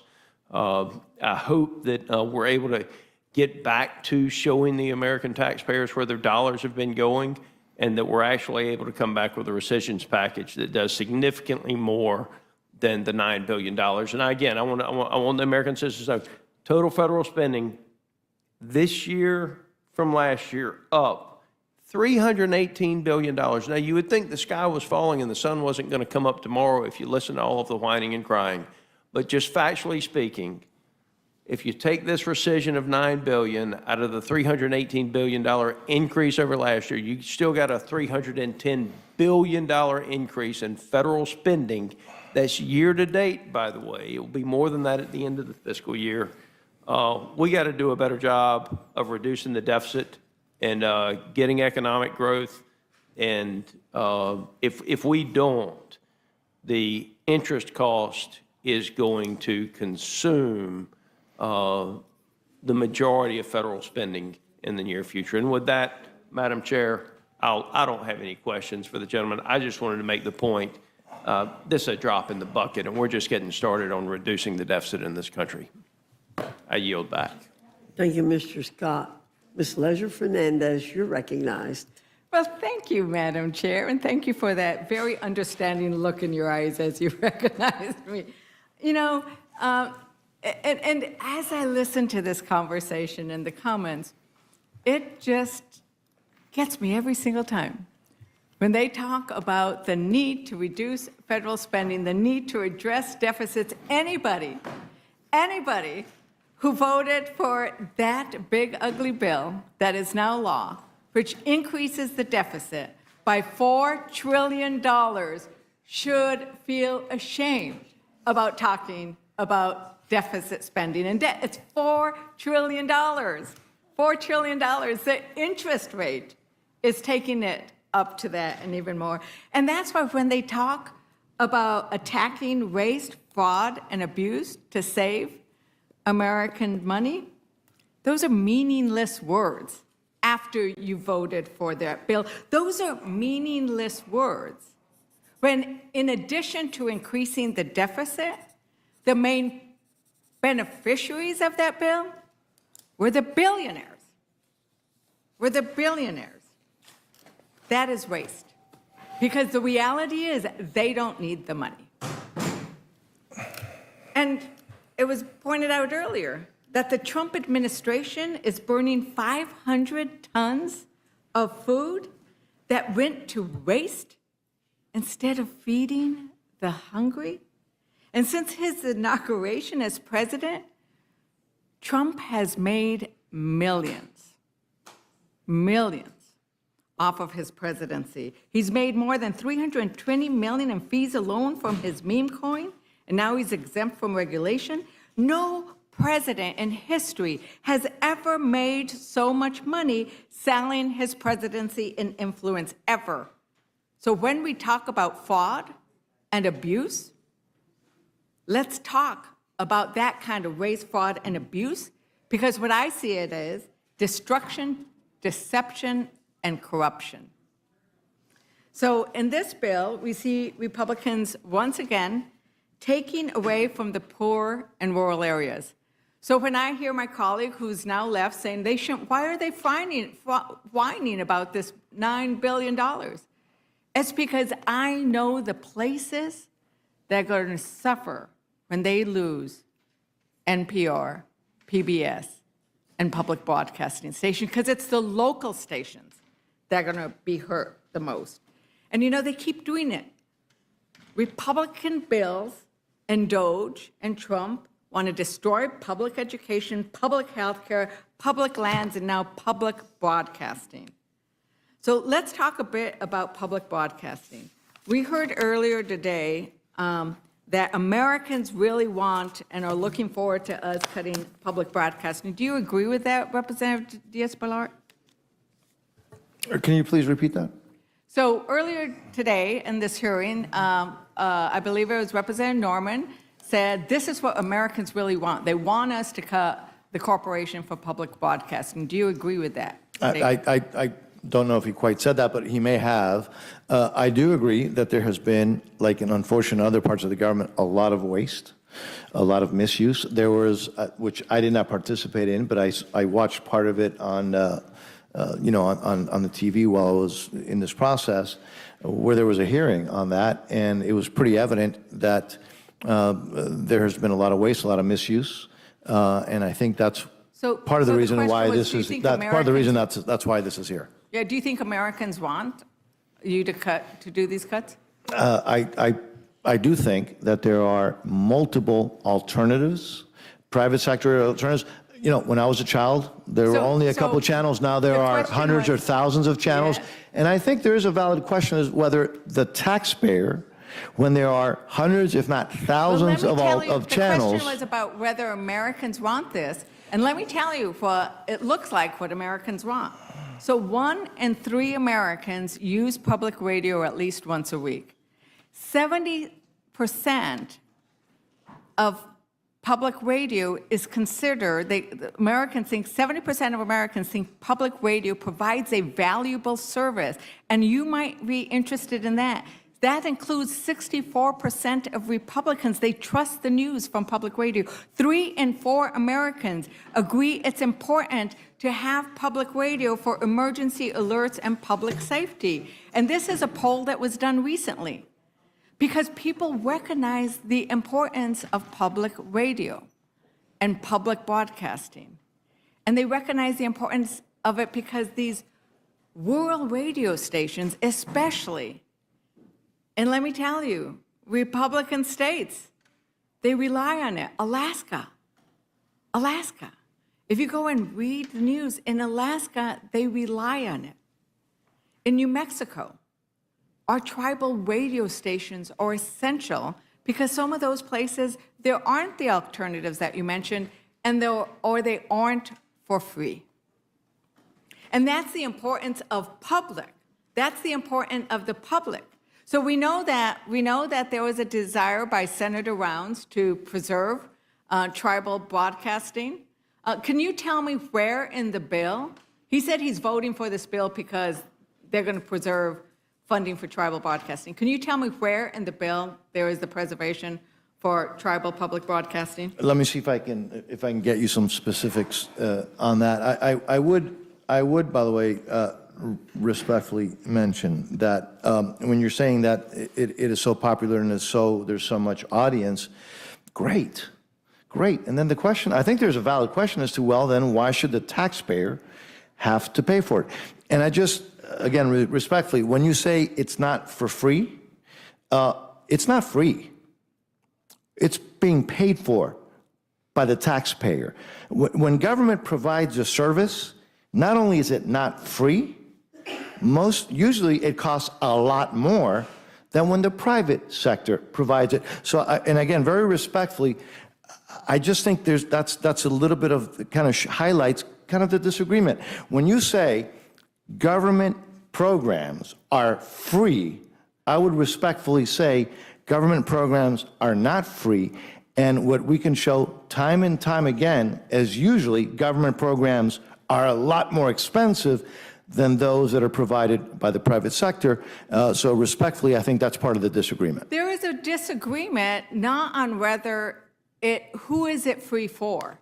And that's the purpose of public. That is precisely the purpose of public. And it is an ideological difference. I agree with you. That when you talk about everything being for profit and profit making, that means you are going to be inserting profit in everything they do. And that is the difference. We heard in this committee, they shouldn't worry about Sesame Street and these important public programs because they're going to get picked up by Netflix. That is not free to the family that cannot afford it. So I'm talking about free for everybody in the public. And there are, and so that was what I was saying. Okay. Is who are they free to? And I think that it is important to have public education, even though there are private schools. I think it is important to have public transportation, even though you can have toll roads and you can have your own private car. There are certain goods that are important, that are key, and that's why somebody in a Republican state like Alaska voted against that. And so was there anywhere in the bill that actually protected? Not that I can find. I cannot find anything in the bill that specifically protects what you were asking. Right, because there's nowhere in the bill that protects these kinds of services. There are all these deals made, and then there's these pinky promises that, we're going to protect tribal radio. And I think that that's what's really key, is with regards to tribal radio, they understand that. I have a letter here from the National Congress of American Indian, and what they say is enactment of H.R. 4 and eliminating the Corporation for Public Broadcasting funding would devastate tribal communities by severely impacting tribal broadcast capacity and essential tribal public safety infrastructure that protects communities during emergencies. It would put tribal lives at greater risk. Madam Chair, I request unanimous consent to enter into the record the letter from the National Congress of American Indians stating this, and it is dated. I need to make sure. It's okay, you're going to hand it in, we'll get it. June 10th, 2025. Well, you know, some people are strict on this, and I admire the requirement to actually have that data here, Madam Chair. Without objection. And this is the point that I am making, is that there are things that are about emergencies, that are about the public, that are key, and that I think are important. So if you think people should just pay for everything and there should always be a profit motive, that is honestly a disagreement we have about how we look at things. Because I do think that we should not be having those kinds of problems. And, you know, the emergency alerts, there is nothing in this bill that would protect your beloved communities who might be relying on the multiple sources of public radio and public television that you also just pointed out, is there? Again, and that's why I want to make sure I'm accurate with my answers, and so I got you that specific. There's no doubt that there are, and because I do live in an area that's obviously prone to storms, right? And there are, fortunately, and of course, with the caveat or the understanding that I happen to live in one of the states that's the most prepared for, you know, hurricanes for obvious reasons. There are multiple ways that people get that information. And I'm speaking for the state of Florida. You're speaking for the state of Florida, and this is the thing, is as it was pointed out for Colorado, as we've heard, and if you go and pull Kansas, the people in Kansas are terrified because they rely on these programs. The people of New Mexico know that the public radio stations are essential. We just heard about the important role they play in Colorado. Not everywhere is densely populated with multiple avenues. And that's the other thing about the Corporation for Public Broadcasting, the educational programs that are available for free. I was reading an article online about a Kansas grandmother who said, my days are filled because I can see the Antique Roadshow, but more importantly, my grandchildren learned how to count with Count Dracula. Right? Who in this room, I mean, I'll ask around, is like, did any of your kids watch Sesame Street? I'm looking, Mr. Jack, Representative Griffith, you always have, none of your kids did. Well, you are probably the exception, because so many others did. In the audience, everyone raised their hands who, you know, oh, look at the smiles on their faces that are coming up, because people do look at these things. And, you know, we fell in love with Sesame Street. We fell in love with the kindness and understanding shared among the characters. And I think that this idea of keeping kindness and generosity in our public arena and as one of the public goods that we do is so key. And that is what the public television programs do. Think about that. Think about how kind, like even Grouch, the Grouch, right? Oscar, like everybody's nice to Oscar and helps him get through these things. Right? We need us all to see, like maybe we're a little too grouchy sometimes because of this role we play. But like if you step into that role of what Sesame Street cheats, it's let me understand why you're grouchy and maybe I can understand that, right? But right now, you know, all these rescissions, they're sort of like the Cookie Monster. Like the Cookie Monster, you know, he's eating caviar instead of cookies because, you know, we're giving all these tax benefits to the billionaires and we're eating up the public good and we're eating up kindness and generosity and things that are free to the people who most need them. Representative DeLauro. And that's what I was talking about. And I thank the gentlelady, but again, I just remind everybody respectfully, it's not free. It's very expensive. The taxpayers are doing it. And that's the question. And the taxpayers pay for a lot of things. Read just in that big ugly bill, you actually cut royalty rates for oil and gas companies. You cut them by about 4%, down to 12%, which gave away millions of dollars, which gave away more than the $1 billion that you're cutting from this. And let me tell you, there was no need to do that. We have record oil and gas profits, and in the state of New Mexico, we have twice the royalty rate now, 25%. Record sales on our latest lease. So it's all who's paying for it. The decisions you made in that bill were that Big Bird didn't deserve it, the people who cannot afford to stream and pay for Netflix didn't deserve it, but oil and gas companies deserve it. It's never free. But we gave away some freebies to the oil and gas industry. Representative DeLauro, the Trump administration, this life-saving nutritional aid, was it about 1.5 children could have been fed with that for a week?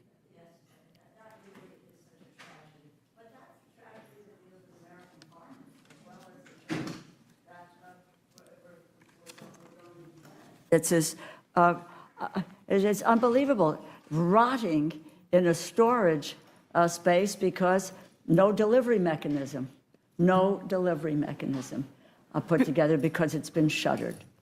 So. And is that, do you consider that, Representative Diaz-Balart, the idea that we would let that much food go, is that waste in your mind? I think that was highly unfortunate, and frankly, something that I would never try to justify.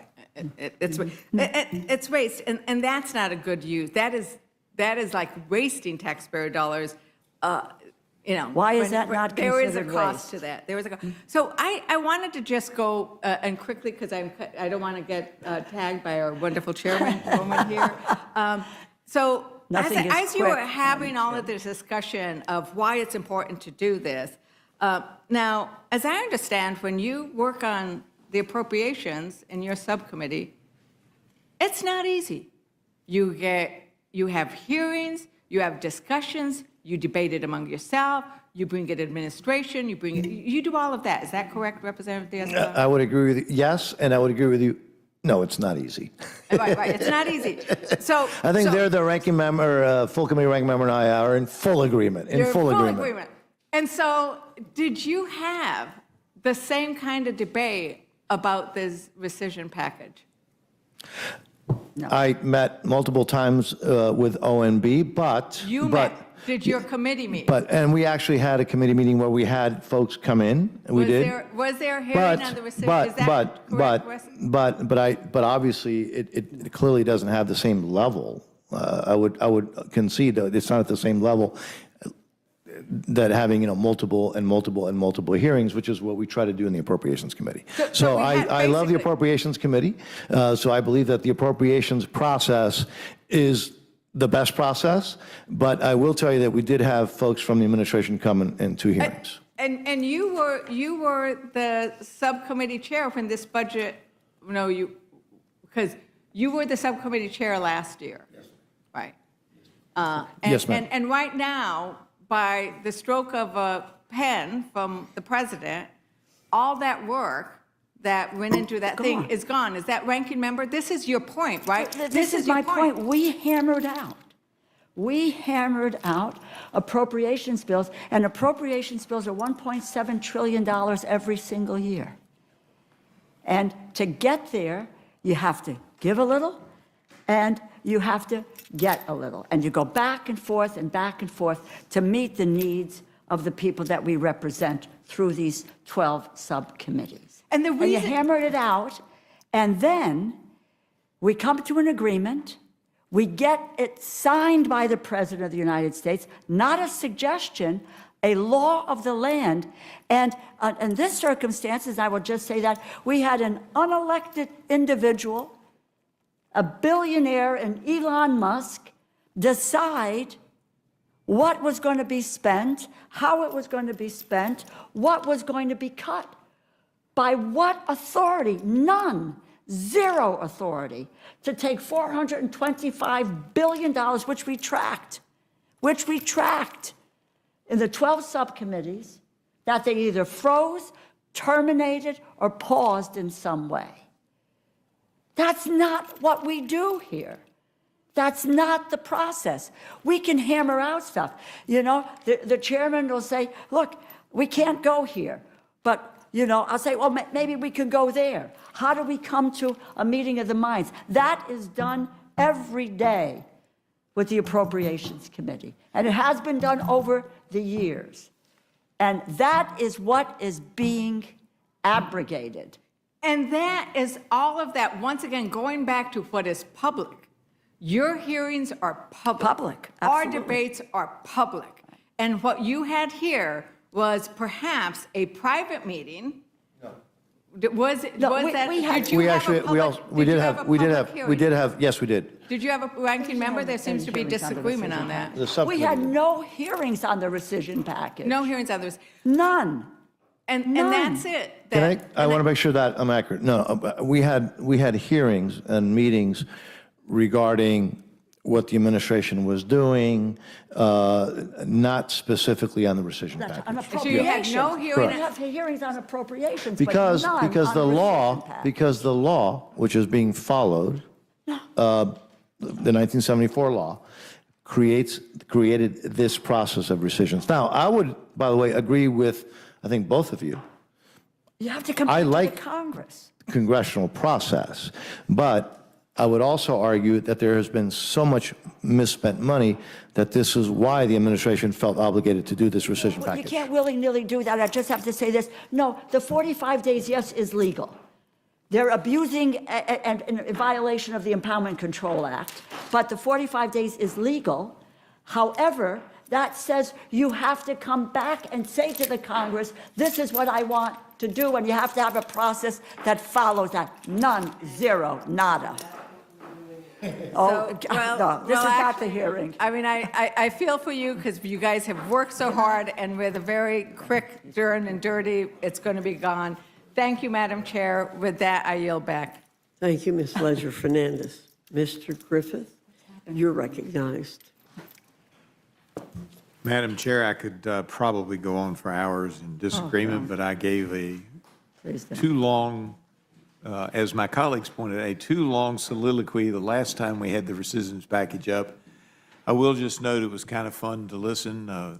My staff hates it, my wife hates it, but I have this thing about music lyrics that just pop in my head. So Billy Hill, who wrote The Glory of Love, and Benny Goodman, who originally recorded it, would have loved your reference, ranking member, when you said you've got to give a little and you've got to get a little. It comes from that song as an original piece of musical artwork. And with that, Madam Chair, I yield back.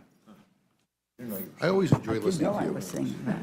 I do too, and now you're going to make me have that song in my head too. Gotta give a Mr. little, Jack. take a little. No, thank you very much, Madam Chair. I just, as the freshman, I'm always the last member to ask questions. But if I could, Chairman Diaz-Balart, just give you an opportunity to offer a closing statement, a closing kind of message as it relates to why it's so important to codify these rescission. Well, I appreciate it, and I'll be brief. By the way, just for the record also, if I may, I was just, Mr. Neguse said that the only, outlet that covered the zip code, it was also covered by Florida Politics, it was covered by Florida Daily, it was Television, covered. public television. It was covered from Miami Laker. So I'm just saying that there's other avenues, and I just wanted I to don't- make sure that that was in the None record. of those are television. There are multiple through. outlets. Thank you, sir. Look, we've discussed this enough. Where I totally agree with the ranking member is that, to me, the best process is the appropriations process, and which is what we're starting to do it. But it would be, frankly, just not serious to not understand that, in particular in the last 4 years, the amount of money that was spent and wasted was just really offensive. And I know that there's so much concern about the administration using a legal process established in law to come up with $9 billion worth of reductions.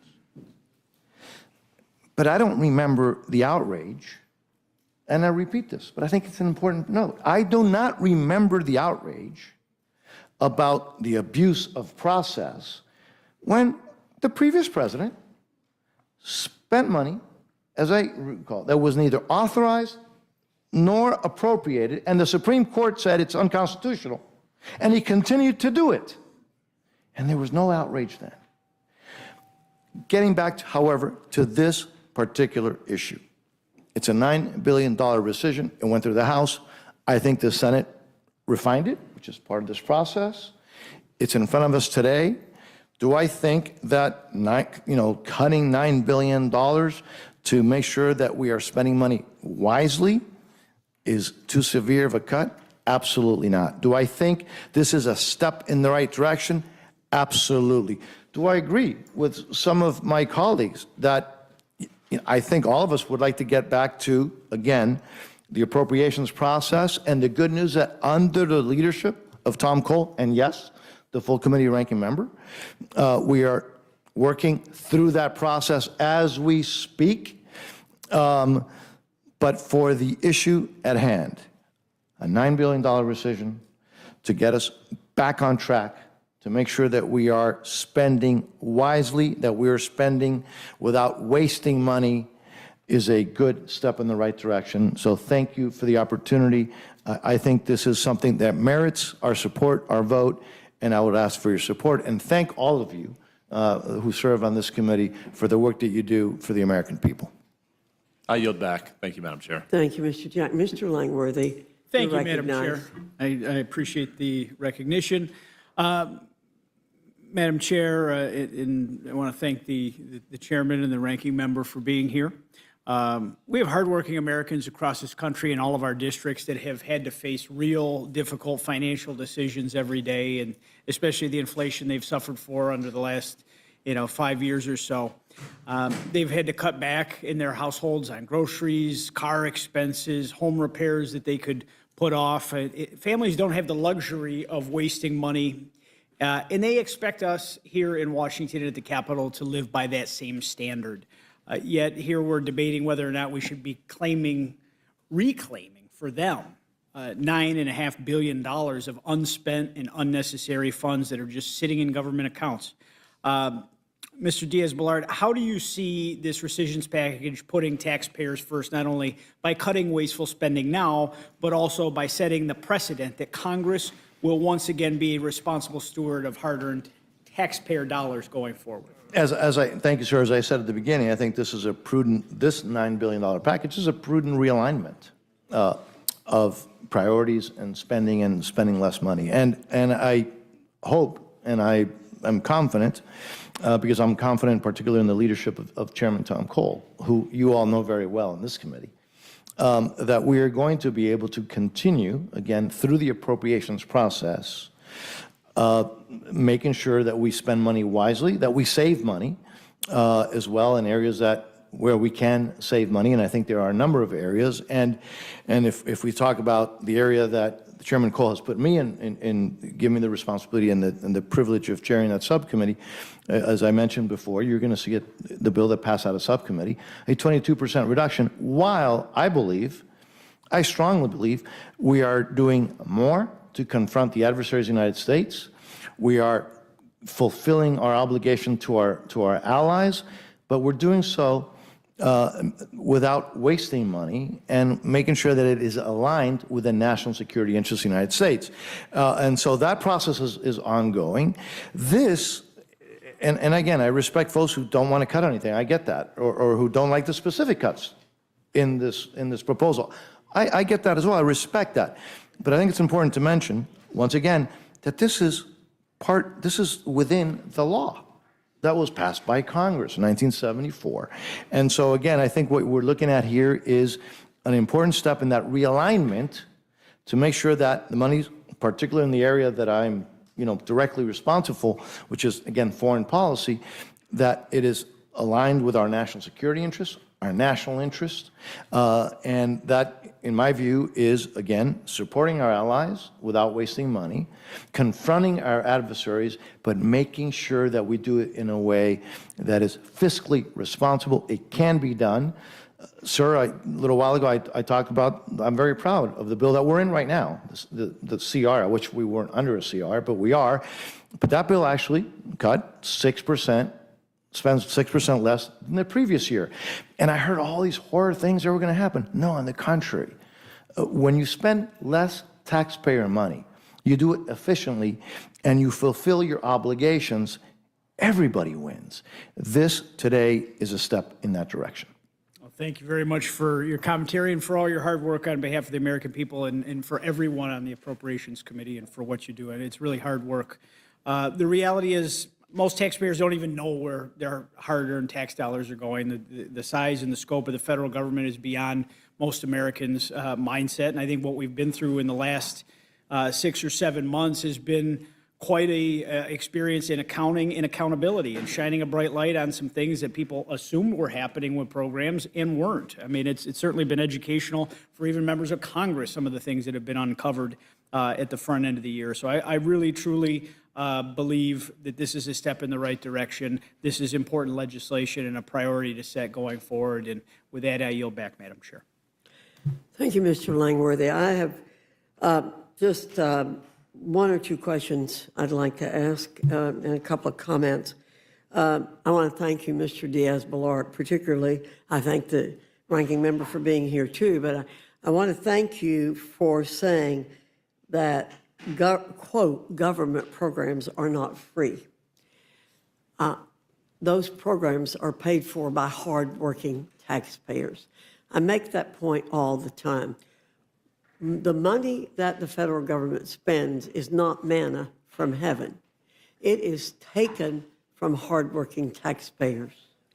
And there's a lot of talk going on now about recent elections in New York, about how there is going to be an increase in government spending. And I think we do have a term for that in terms of taking money from some and giving it to others. And I agree with President Trump that that's generally defined as communism. And yes, there is a common good, but the American people are the most generous people in the world, and they are willing to help others who need their help. And we've seen that over and over and over again. So there's generosity for public good. I've given contributions to public radio and public TV, but I don't think it's fair to take money from some to give it to those programs. I just want to get one major thing in the record. We're hearing a lot about these horrible, what's happening to the government in terms of the horrible increase of $4 trillion that was just passed in the big, beautiful bill. But I haven't heard anybody talk about, or maybe I think Mr. Scott touched on it before. Please tell us how much was spent under President Biden with not one single Republican vote, and how much was added to the debt as a result of the reconciliation bill passed by Democrats and President Biden. And again, I want to make sure that I have an accurate response to it. I will get you the exact number, but I think, to your point, it was so much money that it actually created the largest spike in inflation in decades, precisely because of the amount of money that was spent. And I will get. I think I want to make sure. I have it. You probably do, and I want to make sure I'm accurate. I think it was $11 trillion that was spent under President Biden, and $6 trillion was added to the debt. And there is no argument and no debate that inflation skyrocketed for the first time since, I believe, the Jimmy Carter administration. That's correct. And by the way, that is not, you want to know, I have tried to be very accurate in answering questions, and I think the questions are important. And I also tried to avoid getting into other subject matter. But since it was brought up so many times, in the district that I represent, if the big, beautiful bill had not passed and become law, and I don't represent a wealthy district, the tax increase to the average family in the district that I represent was going to be 24%. Thank you. Thank you. Is there anyone else seeking to testify on the Senate amendment to H.R. 4? Madam Chair, may I say something? I'm here to Thank you, testify. Ms. DeLauro. I don't have any questions for you. No, I don't want to, I wasn't asking for question. I was asking if I can say something. I'm here testifying as well. Well, I think we've gone way over with your side, so thank you very much. Seeing none, this closes the hearing Wow. portion of our meeting. Speaks volumes about what we do. Oh, I do want to see if I can put it in the record. William Without McRaven, objection. cutting the State Department and USAID will put every American at risk. Russ vote appropriations process has to be less bipartisan. I think it speaks volumes of where this administration wants to take. Without objection. Thank you. Without objection, the committee stands in recess for 10 minutes or so. Thank you.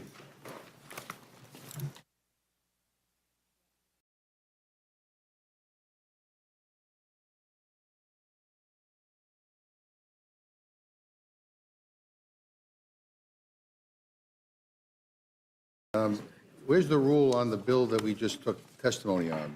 We've taken no testimony on this. We've had no discussion of this. I'm just wondering, where's the other rule? That will be coming shortly. So let me just say for the record, Madam Chair, and to all my colleagues here, I've been here for a while on this committee. I was here as a staffer as well. This is the worst process I have ever seen in my life.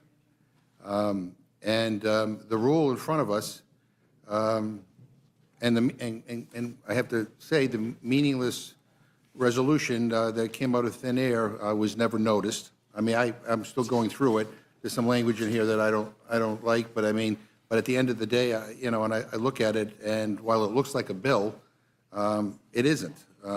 It's a resolution, a non-binding resolution. This is a smokescreen. It is a glorified press release. And if you want to put this on the floor, fine.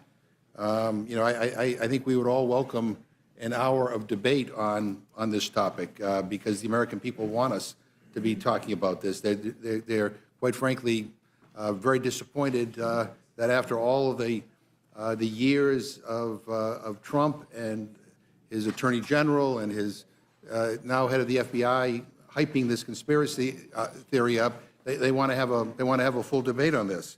But I have a couple of questions about the resolution, and maybe Madam Chair or maybe Mr. Norman, whoever wants to answer them can. But does this have the force of law?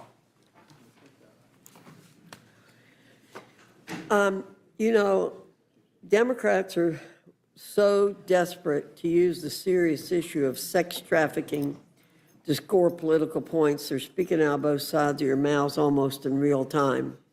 And we really don't have any tolerance for attacks on the resolution. It's a sound, good faith resolution that ensures protections for victims and innocent witnesses.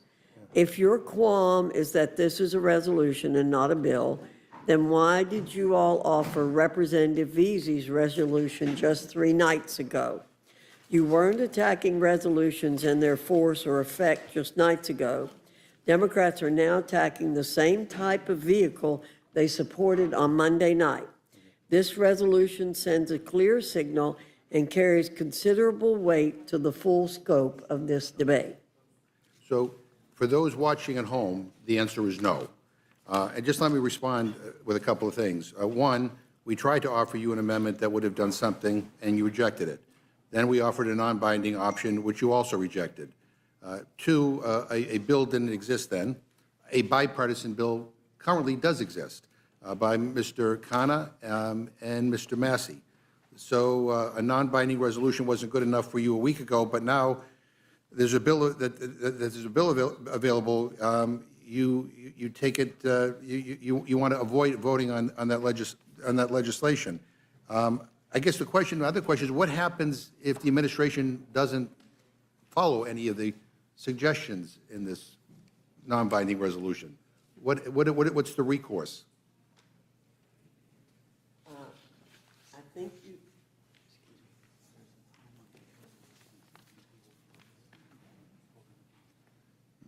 There's a time limit on the resolution, and if the administration does not adhere to that time limit, then we will deal with the issue at that time. So in other words, nothing. But let me ask another question.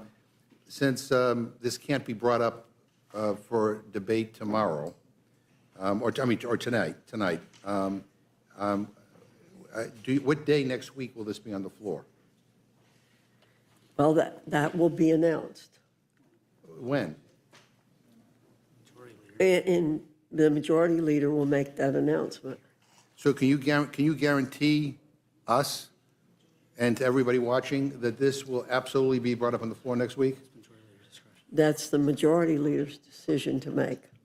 Yeah. I mean, millions of people are focused on this issue, and millions of people are angry that there's been inaction, and so we have a non-binding resolution that doesn't have the force of law, and we can't get a guarantee or even a guesstimate as to when this might be brought up. And furthermore,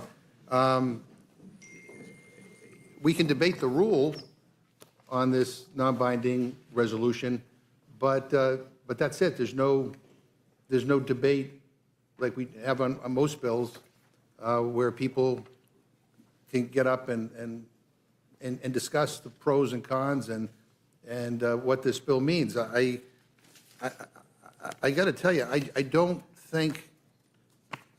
I get it. I mean, this is a loophole. This is cover, and I get it. My friends on the committee who voted against trying to do something more significant, not only in this committee but also on the House floor, are getting some pushback from your constituents. I get it, but I got to tell you, I don't think your constituents are a cheap date. I think they will see this for what it is. But Madam Chair, in a moment, I'm going to offer an amendment to the rule which will strike the brand-new non-binding resolution on Epstein and instead provide for immediate consideration of H.R. 4405, the Bipartisan Epstein Files Transparency Act introduced by Representatives Khanna and Massey. I've been listening to what people have to say about releasing the Epstein files, and I'm sure you have as well. People don't want more empty promises of future action. They've seen this movie before. They know how it ends. They want direct, decisive action by Congress, and they want it now. So let me explain this to people at home. This resolution they are offering is a cover vote, and I'll be surprised if they even bring it to the floor. It's Republicans pretending to do something because they're feeling heat at home. The bipartisan bill that we are offering, H.R. 4405, isn't another empty promise. Like your resolution, which again, your leadership may never even bring to the floor, and I'm surprised that you're coming to the Rules Committee without a date certain when this is coming up. But what we're doing with the Khanna-Massey bill is not kicking the can down the road. It is a bipartisan bill that would direct the Attorney General to release the Epstein files within 30 days. It details exactly which records to release and ensures nothing is hidden to protect people in power while protecting the privacy of the victims. If you've been listening to your constituents this week, you know that this bill is what they're asking for, not some weak, non-binding resolution to protect yourselves from an awkward vote. So a vote for my amendment is a vote to bring a bipartisan bill to the floor that would actually release the Epstein files and not the glorified press release that you are proposing today. A vote against my amendment is a vote to give Republican members a fig leaf so they can move on from this issue like President Trump asked them to do. Now, we may hear arguments from Republicans that this amendment isn't technically germane, and I can understand why you'll try to hide behind germaneness because you don't want to take this vote. But the Rules Committee has a long history of allowing votes on non-germane amendments, including when I was chair, and allowed Republicans to offer amendments on resolutions of inquiry. We took the votes. That's what we do here in the Rules Committee. Germaneness was never enforced on minority motions. So don't pretend that we cannot add this bill to the rule. Of course we can. You could have done it yourselves, or you could do it right now by voting for my amendment. It's that simple. The fact of the matter is, you don't want to vote on actually releasing the Epstein files, not up here and not on the floor. And what are you afraid of? And for anyone who raises a point of order on germaneness, just know that you're going to be extra famous for going beyond, for going above and beyond to block this bill from going to the floor.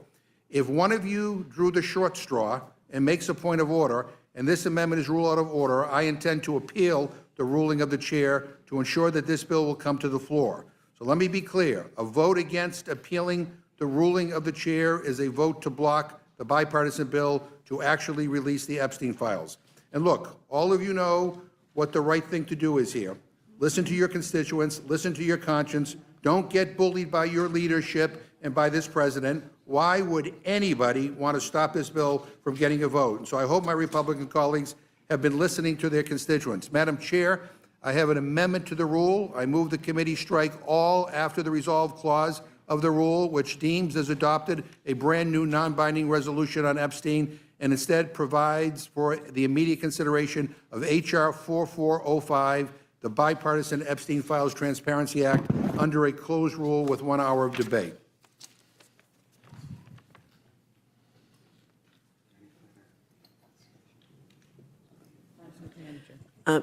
Mr. McGovern,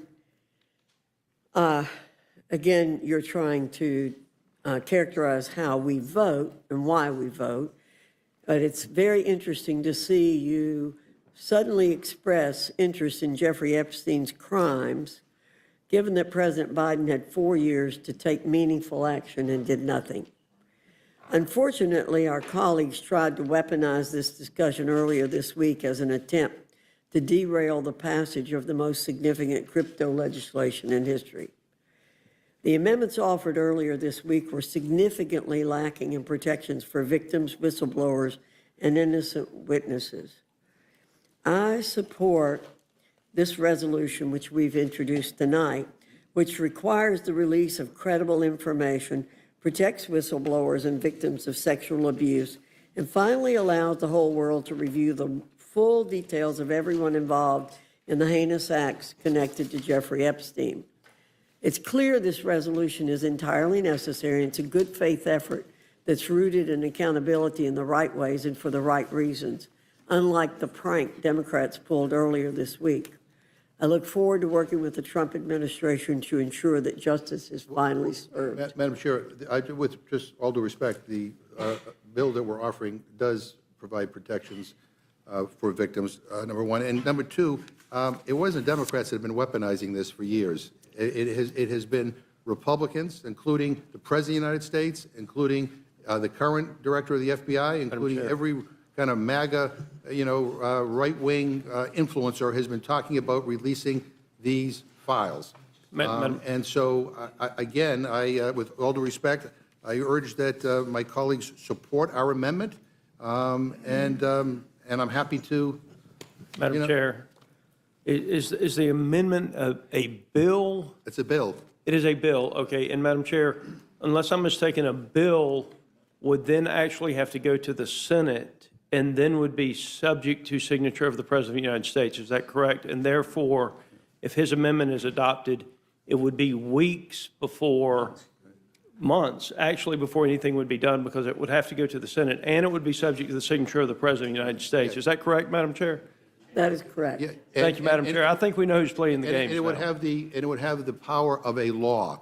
Your bill has only no power upon the at all. signature of the President. Can the gentleman give me the date that he intends to bring up his non-binding resolution to the floor? Can you tell us we're going to be in next week?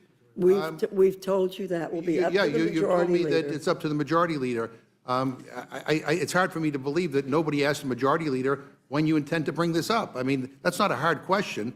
We're not, you noticed us what was coming up to the Rules Committee next week. Much ado about nothing. So, I mean, and you've limited debate on this so that we only have an hour on the rule. So clearly, it's not like it's a timing issue. So I think it would be helpful to know that question. Maybe while we're having this debate, someone can call the majority leader's office and maybe get an answer. Again, Madam Chair, I just want to make sure I understand.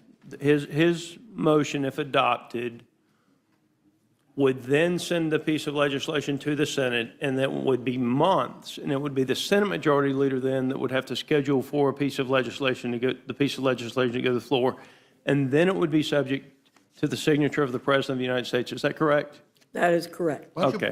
I just want to make sure I was correct about what your motion actually does instead of what you're saying it does. Why don't we put it on the floor to see whether we get a veto-proof majority? Your bill does nothing. It's a resolution. It's a glorified press release. And you may be satisfied with that. Maybe you know some people who have been reaching out to you and putting pressure on you to do something might be satisfied with that. I'm willing to bet you the majority of people who are watching this, including Republicans, will not be satisfied. Facts are separate things, aren't they? Your proposal requires months and requires the signature of the It president. doesn't require months. It can move quickly. The Senate could take this up immediately if they want to. Yours requires 30 days. Mr. McGovern, this is a very similar document to what you offered on Monday, and it is. I don't think the point of order is timely anymore, Madam. So I insist on a vote on my. On your amendment. Okay. Before we take that vote, may I be heard? The question. Yeah. Well, he's asked for a vote on his motion, and I'm going to call for a vote on his motion since he has done that. We would like. So the question.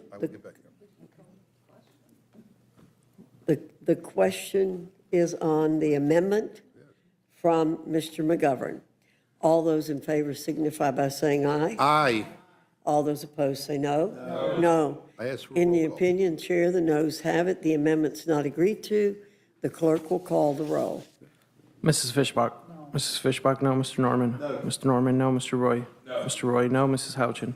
Mrs. Houchin, no. Mr. Langworthy. No. Mr. Langworthy, no. Mr. Scott. No. Mr. Scott, no. Mr. Griffith. No. Mr. Griffith, no. Mr. Jack. Mr. Jack, no. Mr. McGovern. Aye. Mr. McGovern, aye. Ms. Scanlon. Aye. Ms. Scanlon, aye. Mr. Neguse. Mr. Neguse, aye. Ms. Ledger Fernandez. Ms. Ledger Fernandez, aye. And Madam Chair. No. Madam Chair, no. The clerk will report the total. 4 yeas, 9 nays. The noes have it. The amendment is not agreed to. Madam Chair, I have another amendment to the rule. I move the committee add a new section to the rule providing for immediate consideration of H.R. 4405, the bipartisan Epstein Epstein Files Transparency Act under a closed rule with 1 hour of debate. Okay, you didn't want to replace your non-binding resolution. Fair enough, I guess. How about also providing for consideration of a bill that would actually release the Epstein files? Again, I ask again, why would anybody be against bringing this bill to the floor? You could bring both. Point of parliamentary inquiry. Mr. Griffith. I'm trying to figure out where we are, Madam Chair, and we didn't have a written copy of the previous amendment. I don't have a written copy of this one. Is this amendment different than the previous amendment? Yes. And in which bill? I thought the original amendment was. This one allows your non-binding, meaningless resolution and a real bill with the force of law. So you debate two. But it's the same bill that you were talking about previously. Correct. All right. That was my inquiry, Madam Chair. I appreciate it. Thank you. Yeah. Which has been available for 2 days online, unlike your resolution. And unlike your amendment of last week or earlier this week. Madam Chair, point of order. Mr. Griffith. Is this amendment germane to the resolution we're That's not a considering? timely point of order. I'm sorry? It's not a timely point of order. Point of discussion, and, you know. The previous was a point of parliamentary inquiry. Now I'm doing a point of order. I discussed the parliamentary inquiry so I could figure out what we're doing. Nobody reserved a point of order. Mr. McGovern, you did not give us something in writing which caused confusion among the members, and therefore there were questions being asked. So it is a timely point of order. Changing every practice and precedent of this committee. I'm just telling you. Madam Chair, I disagree with the assertions of the ranking member because of the confusion. How can I make a point of order when I don't know what we're doing because I don't have it in writing? I could not make a point or reserve a point on something I don't know what it is. Now I know what it is, I make a point of order. I agree with Mr. Griffith that you created confusion, Mr. McGovern. Therefore, the committee will suspend.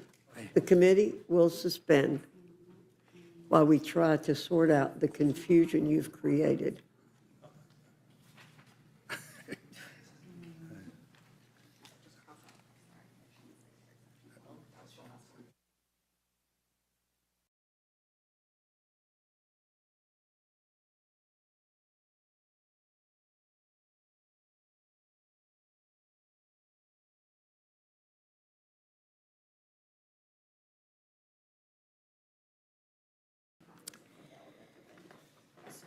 The rule provides for consideration of our resolution, not a bill.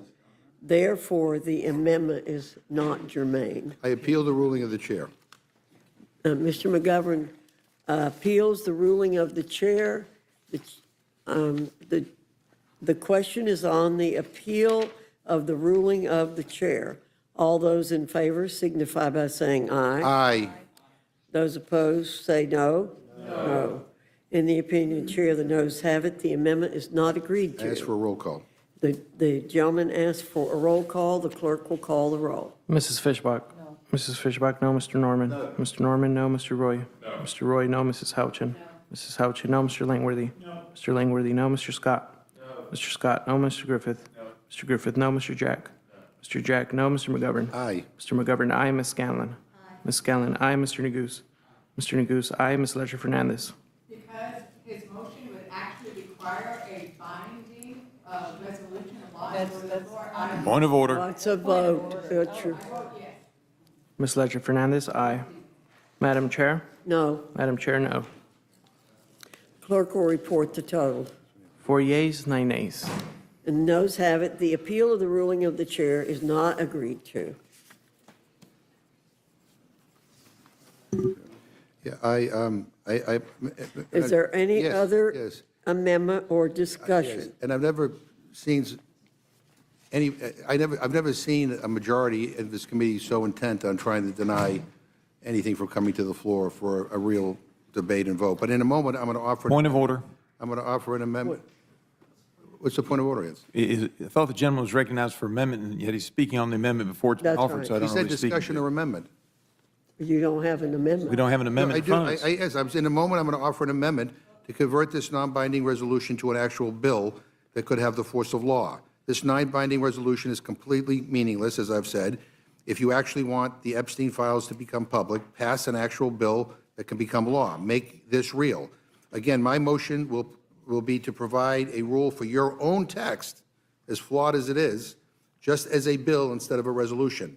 And a no vote on my motion would just show that you don't actually want the Epstein files to be released. So, Madam Chair, I have an amendment to the rule. I move the committee strike all after the resolve clause of the rule, which deems as adopted a brand-new non-binding resolution on Epstein, and instead provide for immediate consideration of the same exact text converted to an actual bill, an HR instead of an HRES, under a closed rule with 1 hour of debate. Point of order. Germaneness. Griffith? And if I'm allowed to speak to the germaneness, You are allowed to speak. the reason I made my objection earlier is, and maybe the Rules Committee does things differently than most legislative bodies, but you put the amendment out there first so that if there's a point of order, the whole point of a point of order, and the reason that Jefferson gave the rules in the parliamentary practice and procedure by Jefferson is to make this place efficient. Instead of having speeches given on something that's not in order, you're supposed to cut to the chase. And this is not germane, and it shouldn't have a soliloquy going in front of it. I yield. I agree with Mr. Griffith. The rule provides for consideration of one resolution, not a bill. Therefore, the amendment is not germane. I appeal the ruling of the chair. I want everybody on record on these things, so I appeal the ruling of the chair. The question is on the appeal of the ruling of the chair. All those in favor signify by saying aye. Aye. Those opposed say no. No. In the opinion of the chair, the noes have it. Would like a roll call, please. Mr. McGovern requests a roll call. The clerk will call the roll. Mrs. Fishbach? Mrs. Fishbach, no. Mr. Norman? No. Mr. Norman, no. Mr. Roy? No. Mr. Roy, no. Mrs. Houchin? No. Mrs. Houchin, no. Mr. Langworthy? No. Mr. Langworthy, no. Mr. Scott? No. Mr. Scott, no. Mr. Griffith? No. Mr. Griffith, no. Mr. Jack? No. Mr. Jack, no. Mr. McGovern? Aye. Mr. McGovern, aye. Ms. Scanlon? Aye. Ms. Scanlon, aye. Mr. Neguse? Aye. Mr. Neguse, aye. Ms. Ledger Fernandez? Aye. Ms. Ledger Fernandez, aye. Madam Chair? No. Madam Chair, no. Clerk will report the total. 4 yeas, 9 nays. And the noes have it. The appeal of the ruling of the chair is not agreed to. And Madam Chair, I just, again, want to reiterate the point I made earlier. I've been on this committee for a long time, and I've never seen anything quite like this. And it is really disappointing. I yield back. I know others may have something to say. Madam Chair, can I speak to the? You're recognized, Ms. Scanlon. Thank you. I mean, I do think it's important that we add a little context here. Mr. McGovern has mentioned that our constituents are saying they want to see the release of the Epstein files. I suspect your constituents are saying the same thing, and that's why it is important that this be something that actually has the force of law rather than the glorified press release that doesn't even have to go to the Senate, as Rep. Scott so kindly pointed out. But while we've been here, there's a little additional context that's been added. So I'd seek unanimous consent to enter a Wall Street Journal article dated today, July 17th. It was released at 6:45 p.m. after we started here. It's entitled, "Jeffrey Epstein's Friends Sent Him Bawdy Letters for a 50th Birthday Album. One was from Donald Trump." And there's a fairly interesting, some might even say titillating article attached. But so I would seek unanimous consent to enter that in the record. Without objection. Thank you. And I think it really goes to the question that is sort of consuming the country at this point, which is, what did the president know and when did he know it? Thank you, Ms. Scanlon. Does any other member wish to speak? Mr. Norman. You know, as the chair brought up, this is really kind of hypocritical for y'all at this point. You've had 4 years to bring it up. Where was your inquiry then? Where were the facts? As you know, the public's not letting this die. This is coming out. And so as that article, now the president's saying it's artificial intelligence, that will be proven in due time. But this has got a date on it. This has got a date, and it contains most of the things that Massey and Rokana had. I thought Mr. Neguse had a good point about some language in here that you thought was, I think it was some of the information could be excluded. But bottom line, this is going to be debated in the public. It's got a 30-day time limit on it. And it's got a 30-day time limit. For vote. You know, that's not for me to call, Mr. And I'm not going to debate you on this. All I'm going to say is this, I know y'all's intent.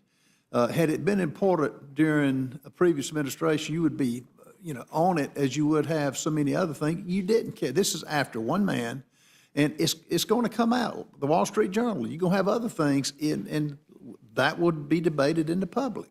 So I don't know, I just, I guess it's what you want is just you're hammering on this because you think you've got some political gain on it. The American people are going to judge the end results of this. And I think when all the facts come out, let them judge it. All of us want transparency. And so, I think had you brought this up over the previous years, this president's been in office now for 4 months, 5 months, and you've ripped him apart when you could, but it's not working, and the American people know it. This is going to come out. We would not have even brought this up if it wouldn't. I yield back. Thank you very much, Mr. Norman. Any further discussion? Hearing none. No, Res. Oh, sorry, Ms. Ledger-Fernandez. Oh, sorry, Mr. Neguse. Joe was first. Thank you, Madam Chair. So I guess first, just a couple of questions that I think our side of the aisle, as we're reviewing the resolution that we just received, about 15 minutes ago, have. I think the first that Mr. McGovern was articulating, and there was a bit of an exchange back and forth, and so I do think it's helpful to clarify this for the public. The resolution, and maybe this is a question for Mr. Griffith or for Mr. Norman, the resolution that's been introduced, does it have the force of law? That is to say, it's a resolution, right? So it's not a bill. And this was the exchange that Mr. Scott and Mr. McGovern were having, Ranking Member McGovern were having. Because it's not a bill, while I understand the resolution includes language like shall, sort of directing the Attorney General, is it your position that the resolution functions as a bill? I guess I'm trying to understand how this would enact any kind of compliance from the department. Because it's a sense of Congress, essentially. And so how does the administration, if it passes the House, is the Attorney General legally obligated to then comply? with the sense of Congress. And if I might, Madam Chair, I'm happy to yield. Mr. Griffith? I would submit to the gentleman that part of the concern, same concern I have with CRAs, is that if it's a bill, it has to go to the president, who appoints the attorney general for signature. It's always going to be an issue. The legislative body needs to make decisions for itself. This calls on them to take action 30 days after passage, and then further, we put this in there specifically to try to answer that question. I'm looking on page 5 of this draft. Urges the relevant House committees to initiate formal investigations into any obstruction, suppression, or delay of the file's release.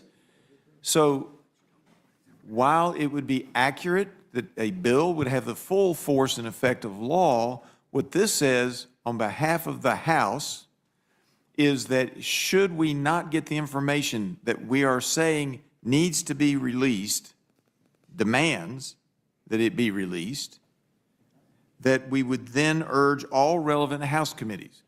Unfortunately, the Rules Committee is not in a position to demand. We are urging, and if the body does it, they've got a little bit more clout, but we're urging all relevant House committees, and we you know, in my own mind, I at least debated, and I think some of the others were in agreement on this. Jurisdiction may be judiciary, it may be oversight. The bottom line is, House committees are being urged to initiate formal investigations to any obstruction, suppression, or delay of the file's release of the Epstein information related to the charges in the investigation into both him and his sidekick. I want to reclaim, thank you, Mr. Griffith, and I mean it in all sincerity. I just know the chair I'm going to get in trouble with the chair. I if understand. Too long. So I guess what I would just suggest is that if we know that a bill has the force of law, that there is no wiggle room, that the Attorney General would be required to comply with a bill because it's a federal statute, if in fact it makes its way through the entire process. And we have a bill that Mr. Massey, Republican, has introduced. That, I think, is the vehicle, not a resolution that is a sense of Congress that ultimately, I hear your point, you know, the accountability mechanism that you put in the bill, which is essentially urging the committees to investigate. I'm sure you could recognize the skepticism, you know, we would have on our side of the aisle. I'm sure you'd feel the same way about, you know, the Republican-controlled Congress investigating, you know, the president and taking that step. But my view is that is the most salient difference here, is that Mr. Massey and Mr. Khanna's bill has the force of law. There is no escaping it. The president, the Attorney General, would have to comply with it. The second thing I would say is there are two provisions in the resolution that concern me. There was a reference to this by Mr. Norman. One is that in the permitted withholdings section, and neither of these are in Mr. Massey and Mr. Khanna's resolution, the language says that the Attorney General may withhold or redact the segregable portions of records that, and then you go to subsection G, subparagraph G, are demonstrably false or unauthenticated. So basically what this resolution says is that if Attorney General Bondi decides that there's information in the file, or in those files that she thinks is false or unauthenticated, that information would then not be published to Congress or to the American people. The President of the United States right now, tonight, is posting on Truth Social and elsewhere that the Wall Street Journal article that was just quoted by Ms. Scanlon, that's fake, that's false, is what he's claiming, which means that that's the exact type of information that the Attorney General could deem excludable from any kind of provisioning to the public. And so what I have said to Mr. Norman is while I understand some of these other provisions that quote specifically the federal rules of criminal procedure, for example, grand jury testimony, I think that provision is problematic. The second provision that I think is problematic is subsection F. So subsection F, again, this is the Attorney General may withhold or redact the the segregable portions of records that contain information specifically authorized under criteria established by an executive order to be kept secret in the interest of national defense or foreign policy and are in fact properly classified pursuant to such executive order. The issue is there's no standards by which we can evaluate the propriety of the president's executive order. So if the president issued an executive order tomorrow and establishes criteria in his own judgment, says, I think that the criteria should be A, B, and C, and that if it qualifies for A, B, and C, it's in the national interest, the national defense of our country, that should be excluded, then they can exclude it. And I guess my point would be, if I'm inaccurate about this, I mean this in good faith. If this language is in the Massey resolution, excuse me, the Massey bill, and I'm mistaken on that, but I don't think, it's not. And so I think those provisions are problematic the way that they have been framed and phrased. And I think had they been constructed specific to federal statute, similar to the rule of 6E of Federal Rule of Criminal Procedure with respect to grand juries, then I think it'd be a different story. But I am concerned about those provisions, and so and I'm happy to yield to the ranking member. I thank the gentleman. I just wanted to, there's nothing in this resolution that directs any committees to do any investigations. And if the gentleman would yield. If the gentleman would yield. Let me finish my thought. Let's be careful. I'll recognize. He yielded to me. I'm sorry. Yeah, no, and there's nothing here that, in your resolution that instructs committees to do anything. And I don't want you to sell the Rules Committee short, because the Rules Committee has a lot more power than I think you realize.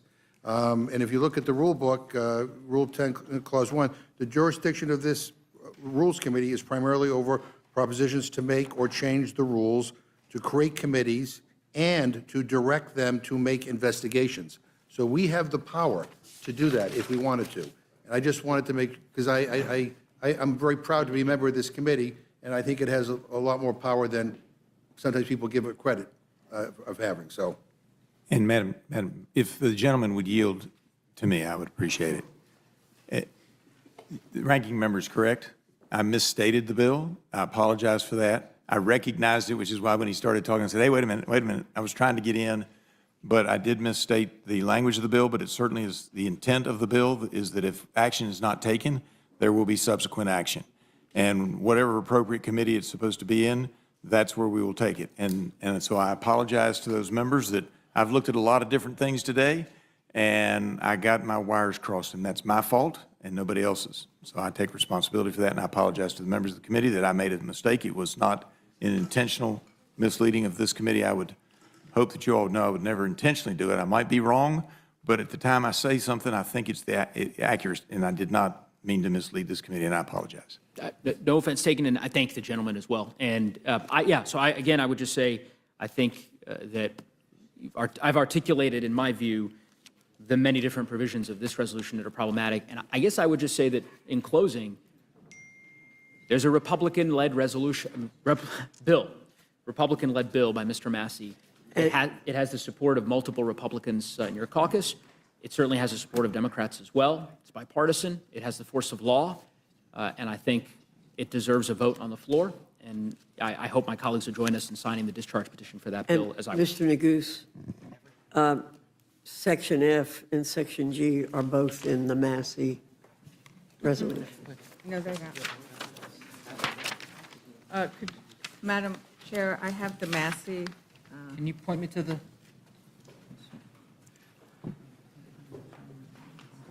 I'm not sure if they're in exactly the same place, but my understanding is that those two clauses are in the Massey resolution.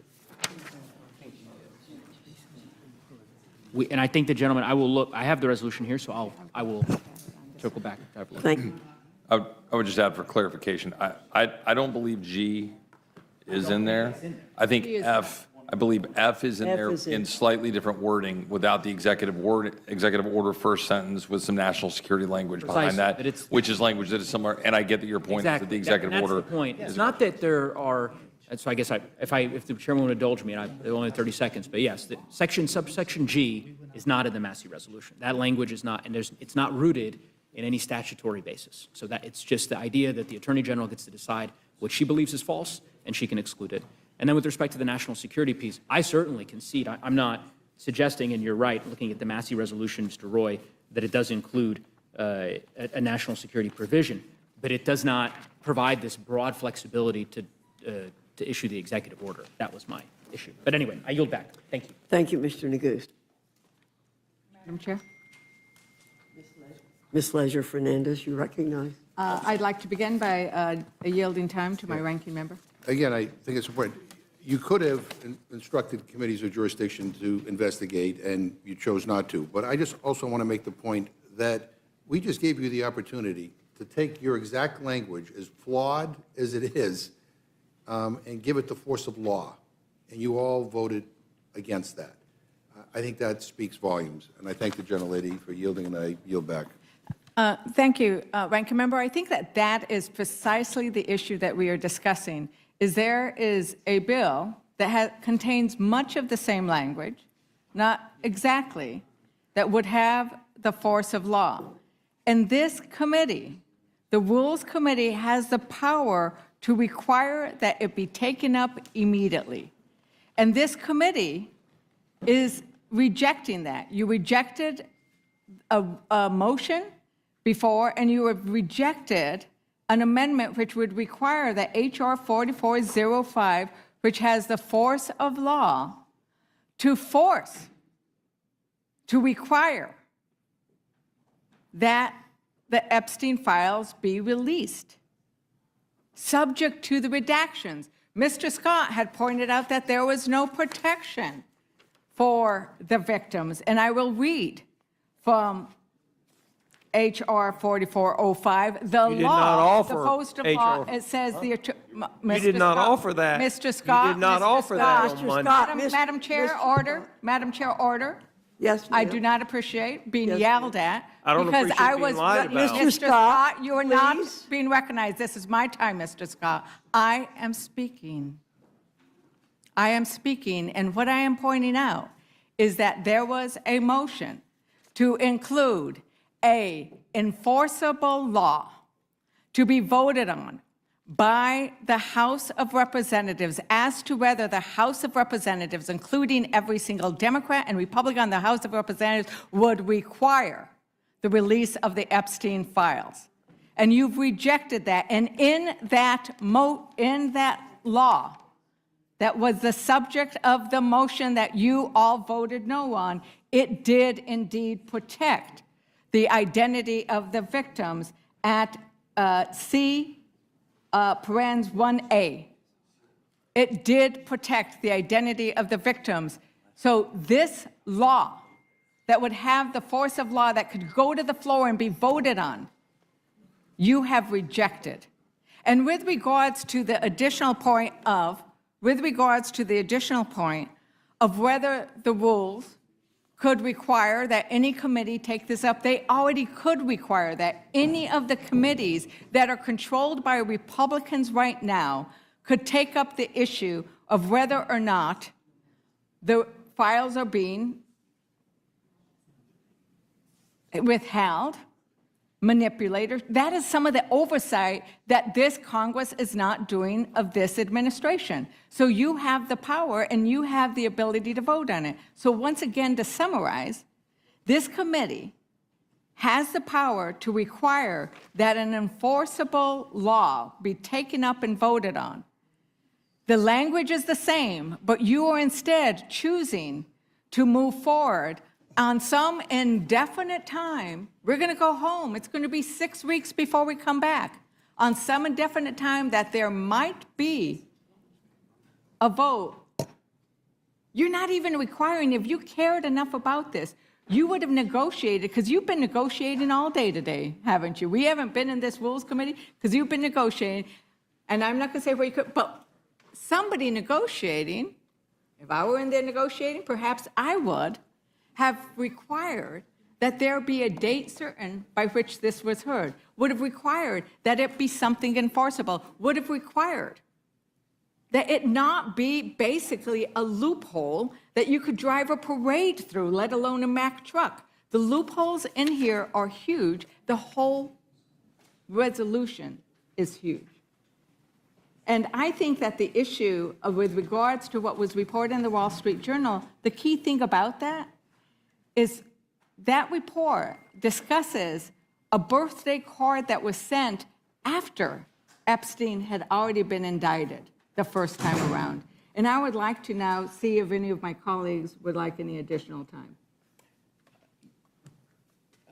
And yield to my dear colleague from Colorado. I think the gentlewoman, I certainly agree with all of her sentiments, and I think in real time now, I suspect some of my colleagues might talk about this, the announcement on social media regarding grand jury materials that the Department of Justice may seek to unseal. And I think, if anything, it's emblematic of the prior conversation we were having, because the grand jury provision that's in the resolution, which would exclude all grand jury material, was not in the Massey resolution, Massey bill, I should say. And now, obviously, this latest development, in some respects, adds to this conversation. So I think, again, it's a reminder that the provisions in this resolution, I think, are problematic. Right, and the other problem about this resolution, and this is the issue, is right now it's the Attorney General who has refused to release the files, to release whatever information it is. And so their non-binding resolution gives all the authority to the Attorney General and the President, who can then continue to obfuscate, continue reviews. And I think that this is one of those issues where the voters are smarter than this. The voters can read through something that is non-binding, that doesn't require, that is simply, somebody called it a glorified press release, right? I think the voters are smarter than that and will recognize that what has been presented here, it's a bunch of words on paper that are not enforceable.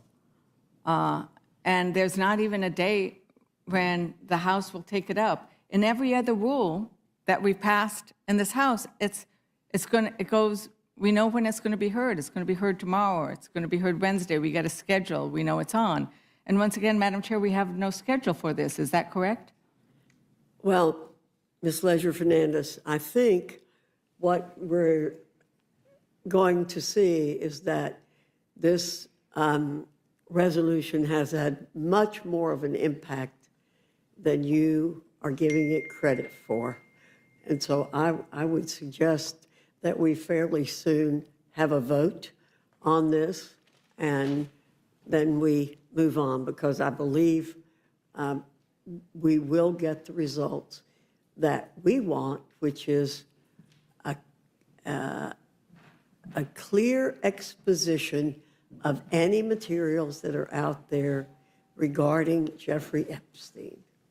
So, thank you all. Thank you, Madam Chair. My question was whether there was a date for this resolution to be heard. I'm saying to you, yes, there is a date, not a date necessarily when this is going to be heard next week on the floor, but there was a date in the resolution. And as I said, I believe what you're going to learn shortly is that the effect of this resolution is much stronger than any of you had expected it to have. So there is no date for this to be heard. There is a date that is on the paper here, but that date goes from, that date doesn't begin we don't count the dates until we actually pass the resolution. So if we don't have a date for the passing of resolution, it could be never. I guess that's the problem, is there is no date. And I'll yield to a colloquy with I've never gotten to have a colloquy with you. Oh, wow, I'm honored. Friend from Colorado, and I know you love doing that. I yield to you. I'm honored, and I guess perhaps close the hearing shortly here in the same fashion in which we started it, which was Mr. Norman. I think he said this isn't going away, and I completely agree with him. And what I would say is, we're talking about operative dates. The operative date is that the Tom Massey Ro Khanna bill and the discharge petition that Mr. Massey has filed will become ripe. And, I'm hoping that votes are scheduled tomorrow so that petition becomes ripe next week so that we can vote on it. But irrespective of the Republican calendar and how votes are calendared, it will become ripe soon. And every member of the House will have an opportunity to weigh in one way or the other as to whether or not to sign onto that bipartisan bill that Mr. Massey has introduced, and I'm certainly supportive of it. The gentleman would say, I yield back to the gentleman. Well, I would also suggest that perhaps everybody who is supportive of this House resolution non-binding and believes that it is important to have that information released could go sign that discharge petition. You have power here, but you also have power by signing the discharge petition, ranking member. I was just going to ask the same question. With a show of hands, how many of you are going to sign the discharge petition? We've all signed it. I mean, okay, nobody, okay.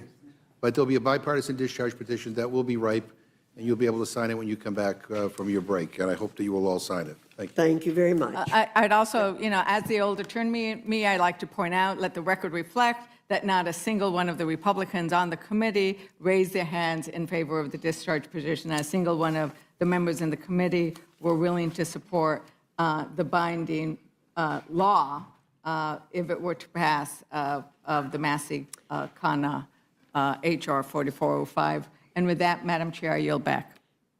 Hearing no further discussion, the question is on the motion from the gentleman from Georgia. All those in favor signify by saying aye. Aye. Those opposed say no. No. In the opinion of the chair, the ayes have it. The motion is agreed to. Madam Chair, I ask for roll call. A recorded vote has been requested. The clerk will call the roll. Mrs. Fishbach? Yes. Mrs. Fishbach, yes. Mr. Norman? Aye. Mr. Norman, aye. Mr. Roy? Aye. Mr. Roy, aye. Mrs. Houchin? Mrs. Houchin, aye. Mr. Langworthy? Aye. Mr. Langworthy, aye. Mr. Scott? Aye. Mr. Scott, aye. Mr. Griffith? Aye. Mr. Griffith, aye. Mr. Jack? Aye. Mr. Jack, aye. Mr. McGovern? No. Mr. McGovern, no. Ms. Scanlon? Ms. Scanlon, no. Mr. Neguse? No. Mr. Neguse, no. Ms. Ledger Fernandez? Ms. Ledger Fernandez, no. Madam Chair? Aye. Madam Chair, aye. The clerk will report the total. 9 yeas, 4 nays. And the motion is agreed to. Accordingly, the gentleman from Georgia, Mr. Scott, will be managing this rule for the majority. And I'll manage it for the minority if we ever get to it. The chair will be in receipt of a motion from the gentleman from Virginia. We don't have the rule, Madam Chair. Okay, all right. Right there. Well, okay.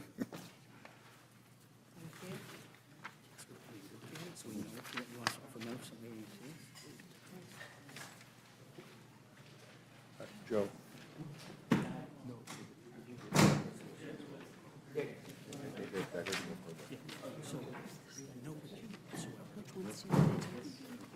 Madam Chair.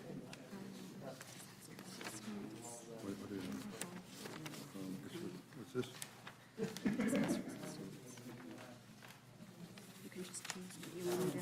How many do we need? Is she going to do public broadcasting? Yeah, good. All right, I'll keep that.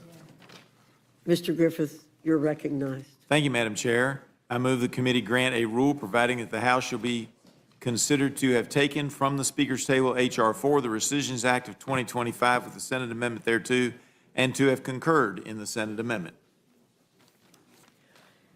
I need to make a statement before we move further. Okay. Attempts to amend this legislation at this stage in the process is solely to delay implementation of responsible governance and fiscal sanity. And my colleagues are aware any amendment will compromise the privilege of this legislation in the Senate. Additionally, this is not an arbitrary deadline. It's essential that this legislation be signed into law by this weekend. Further, any amendments to this package regarding Jeffrey Epstein are not germane. This Congress, we've enacted historic savings for the American people, and we must act swiftly to hold Washington accountable and prioritize bloated government spending on programs that actually benefit taxpayers. So we have an amendment. We have a motion from the gentleman from Virginia.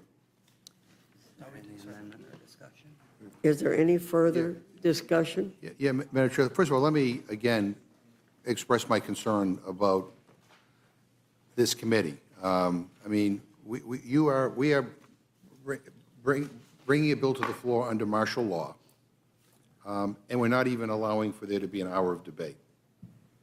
And this is a bill that is going to adversely impact millions of people. It involves everything from public broadcasting to international health programs that actually save lives. And we're just going to kind of rush it through. And again, I think this is a lousy precedent. I think this is not the way, on something this big. I mean, you heard the Appropriations chair, ranking member, and the chair of the subcommittee. They have strong views on this. So do a whole bunch of other members in this chamber. And so I'm expressing my frustration, not just at the process, but at the integrity of this committee. And I have an amendment to the rule. I move that the committee make an order amendment number 6, offered by Representative Cisneros, which would strike the rescission of the International Disaster Assistance funding and provide for the funding level passed by the Senate Appropriations Committee for fiscal year 2025. Worldwide, 300 million people are in need of humanitarian assistance due to natural or man-made causes. A third of these are in or displaced from Sudan. Hundreds of millions of children, 1 in 5 kids globally, are living in or fleeing from war zones. This amendment would protect funds for health and shelter for vulnerable people and their children fleeing dangerous conditions. And if basic humanity doesn't sway you, international disaster funds help improve our own national security. And I urge a yes vote. Any further discussion on the amendment? Hearing none, the question's on the amendment. All those in favor signify by saying aye. Aye. Those opposed say no. No. In the opinion of the chair, the noes have it. The amendment's not I ask for a agreed roll to. call, Madam Chair. The clerk will call the roll. Mrs. Fishbach? No. Mrs. Fishbach, no. Mr. Norman? No. Mr. Norman, no. Mr. Roy? No. Mr. Roy, no. Mrs. Houchin? No. Mrs. Houchin, no. Mr. Langworthy? No. Mr. Langworthy, no. Mr. Scott? No. Mr. Scott, no. Mr. Griffith? No. Mr. Griffith, no. Mr. Jack? Mr. Jack, no. Mr. McGovern? Aye. Mr. McGovern, aye. Ms. Scanlon? Aye. Ms. Scanlon, aye. Mr. Neguse? Aye. Mr. Neguse, aye. Ms. Ledger Fernandez? Aye. Ms. Ledger Fernandez, aye. Madam Chair? No. Madam Chair, no. The clerk will report the total. 4 yeas, 9 nays. The noes have it. The amendment is not agreed to. Madam Chair, I have another amendment to the rule. I move the committee make an order amendment number 10 to the Senate amendment to H.R. 4 offered by Representative Johnson, which strikes the rescission of funds from the bilateral economic assistance funds appropriated to the President global health programs. I wish I could be specific about the devastating impact that these cuts will have. And let me be clear, cuts of this amount to these programs will be devastating. But as we heard in this hearing, the White House hasn't told us exactly what they intend to cut. This is a guessing game. This is an abdication of our duty here in Congress, and lives will be lost because of it. I urge a yes vote on my amendment. I yield back. Any further discussion? Hearing none, the question's on the amendment. All those in favor signify by saying aye. Aye. All those opposed say no. No. In the opinion of the chair, the noes have it. The amendment's not I agreed. ask for a roll call, Madam Chair. Clerk will call the roll. Mrs. Fishbach? No. Mrs. Fishbach, no. Mr. Norman? No. Mr. Norman, no. Mr. Roy? No. Mr. Roy, no. Mrs. Houchin? Mrs. Houchin, no. Mr. Langworthy? No. Mr. Langworthy, no. Mr. Scott? No. Mr. Scott, no. Mr. Griffith? No. Mr. Griffith, no. Mr. Jack? No. Mr. Jack, no. Mr. McGovern? Aye. Mr. McGovern, aye. Ms. Scanlon? Aye. Ms. Scanlon, aye. Mr. Neguse? Mr. Neguse, aye. Ms. Ledger Fernandez? Ms. Ledger Fernandez, aye. Madam Chair? No. Madam Chair, no. The clerk will report the total. 4 yeas, 9 nays. The noes have it. The amendment is not agreed to. Madam Chair, I have an amendment to the rule. I move the committee make an order amendment number 3 to the Senate amendment to H.R. 4 offered by Representative Titus, which strikes the paragraph that rescinds funding for the Assistance for Europe, Eurasia, and Central Asia account. Madam Chair, this awful bill will decimate support for Ukraine and partners in the region facing Russian aggression. I find it disgusting that Republicans in Congress have decided to cozy up with Putin and totally abandon the people of Ukraine. Ukraine and neighboring countries are defending fundamental freedoms, and the United States of America, under Republican control, is turning its back on them. I urge a yes vote on my amendment, and I yield back. Is there further discussion? Hearing none, the question is on the amendment. All those in favor signify by saying aye. Aye. Those opposed say no. No. In the opinion of the chair, the noes have it. The amendments are Ask for a roll call, Madam Chair. Clerk will call the roll. Mrs. Fishbach? No. Mrs. Fishbach, no. Mr. Norman? Mr. Norman, no. Mr. Roy? Mr. Roy, no. Mrs. Houchin? Mrs. Houchin, no. Mr. Langworthy? No. Mr. Langworthy, no. Mr. Scott? Mr. Scott, no. Mr. Griffith? Mr. Griffith, no. Mr. Jack? Mr. Jack, no. Mr. McGovern? Aye. Mr. McGovern, aye. Ms. Scallon? Aye. Ms. Scallon, aye. Mr. Neguse? Mr. Neguse, aye. Ms. Ledger Fernandez? Ms. Ledger Fernandez, aye. Madam Chair? No. Madam Chair, no. Clerk, report the total. 4 yeas, 9 nays. The noes have it. The amendment's not agreed to. Ms. Ledger Fernandez, you are recognized. Thank you, Madam Chair. I'd like to make an order amendment number 2 to H.R. 4. I move the committee make an order amendment number 2 to the Senate amendment to H.R. 4 offered by Representative Goldman, which strikes the provisions that rescind funds for the Corporation for Public Broadcasting. As we discussed earlier today, those funds are incredibly popular. Americans want us to continue funding the Corporation for Public Broadcasting for everything that it does that is in the good of the public, from making sure we have great educational programming to making sure that we have public radio stations in places like Alaska and Kansas and Nebraska, Colorado and New Mexico that aren't normally served by other radio stations, especially to get local news, to get emergency services. I would also point out, Madam Chair, that you made reference earlier to the fact that there was going to be something coming of the discussion we were having, and I noticed that President Trump is actually watching this and tweeted out with a picture of this committee that he was going to require that there be a grand jury testimony released. But I would note that in the Massey-Khanna bill, it's not just grand jury testimony. There's so much more that is required. What about the travel logs? What about what happened around the suicide? What happens around everything? And so this limited disclosure of material is not what would be included in the Epstein Transparency Act, which we should all support so that the full record is released. Yeah, and I would yield to my good friend from Colorado.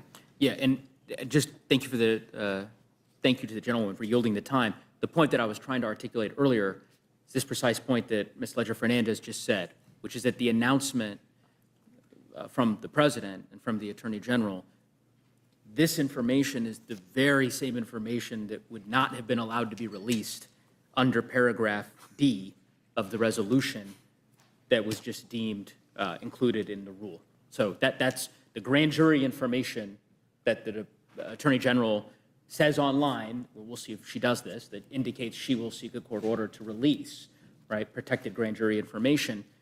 That information is not allowed to be disclosed, or it's at least it's a permitted area of segregation of records under the resolution. So I'd like to yield to a ranking. I yield back. Yeah, and again, I want to associate myself with your remarks, and I'm not going to hold my breath that this administration on its own is going to do anything to shine light on the Epstein files. But in any event, to the amendment at hand, I want to point out to my colleagues that this bill fully eliminates federal funding for public TV and radio for the next 2 years. These are trusted sources of news and educational programming for millions of households. 42 million people listen to public radio weekly. 70% of the funding goes directly to over 1,500 locally owned public TV and radio stations across this country. This funding is particularly critical in rural areas where public stations are often the only source of local news. Just yesterday, after an earthquake and tsunami warning in Alaska, Senator Murkowski thanked local public broadcasting stations for, and I quote, giving Alaskans real-time updates and keeping us safe, end quote, and called for the Senate to vote down these misguided cuts. And I urge a yes vote on the Ledger-Fernandez amendment, and I yield back my time. Thank you, Ranking Member, for supporting this, because indeed we know that these radio stations are both beloved and essential. They are the public good, and we should be supporting those things which make America really a place of kindness and information and support for our public. And with that, Madam Chair, I yield back. Any further discussion on the amendment? Hearing none, the question's on the amendment. All those in favor signify by saying aye. Aye. Those opposed say no. No. In the opinion of the chair, the noes have it. The amendment is not agreed to. Ask for roll call. Roll call vote. The clerk will call the roll. Mrs. Fishbach? No. Mrs. Fishbach, no. Mr. Norman? No. Mr. Norman, no. Mr. Roy? No. Mr. Roy, no. Mrs. Houchin? Mrs. Houchin, no. Mr. Langworthy? Mr. Langworthy, no. Mr. Scott? Mr. Scott, no. Mr. Griffith? Mr. Griffith, no. Mr. Jack? Mr. Jack, no. Mr. McGovern? Aye. Mr. McGovern, aye. Ms. Scallon? Aye. Ms. Scallon, aye. Mr. Neguse? Aye. Mr. Neguse, aye. Ms. Ledger Fernandez? Ms. Ledger Fernandez, aye. Madam Chair? No. Madam Chair, no. Clerk will report the total. 4 yeas, 9 nays. And the noes have it. The amendment is not agreed to. Is there further discussion? Hearing no further discussion, the question is on the motion from the gentleman from Virginia. All those in favor signify by saying aye. Aye. Those opposed say no. No. In the opinion of the chair, the ayes have it, and the motion is agreed Ask for to. roll call vote. Mr. McGovern asked for a roll call. The clerk will call the roll. Mrs. Fishbach? Aye. Mrs. Fishbach, aye. Mr. Norman? Mr. Norman, aye. Mr. Roy? Aye. Mr. Roy, aye. Mrs. Houchin?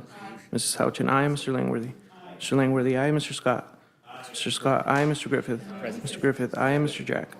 Mr. Jack, aye. Mr. McGovern? No. Mr. McGovern, no. Ms. Scallon? No. Ms. Scallon, no. Mr. Neguse? No. Mr. Neguse, no. Ms. Ledger Fernandez? No. Ms. Ledger Fernandez, no. Madam Chair? Aye. Madam Chair, aye.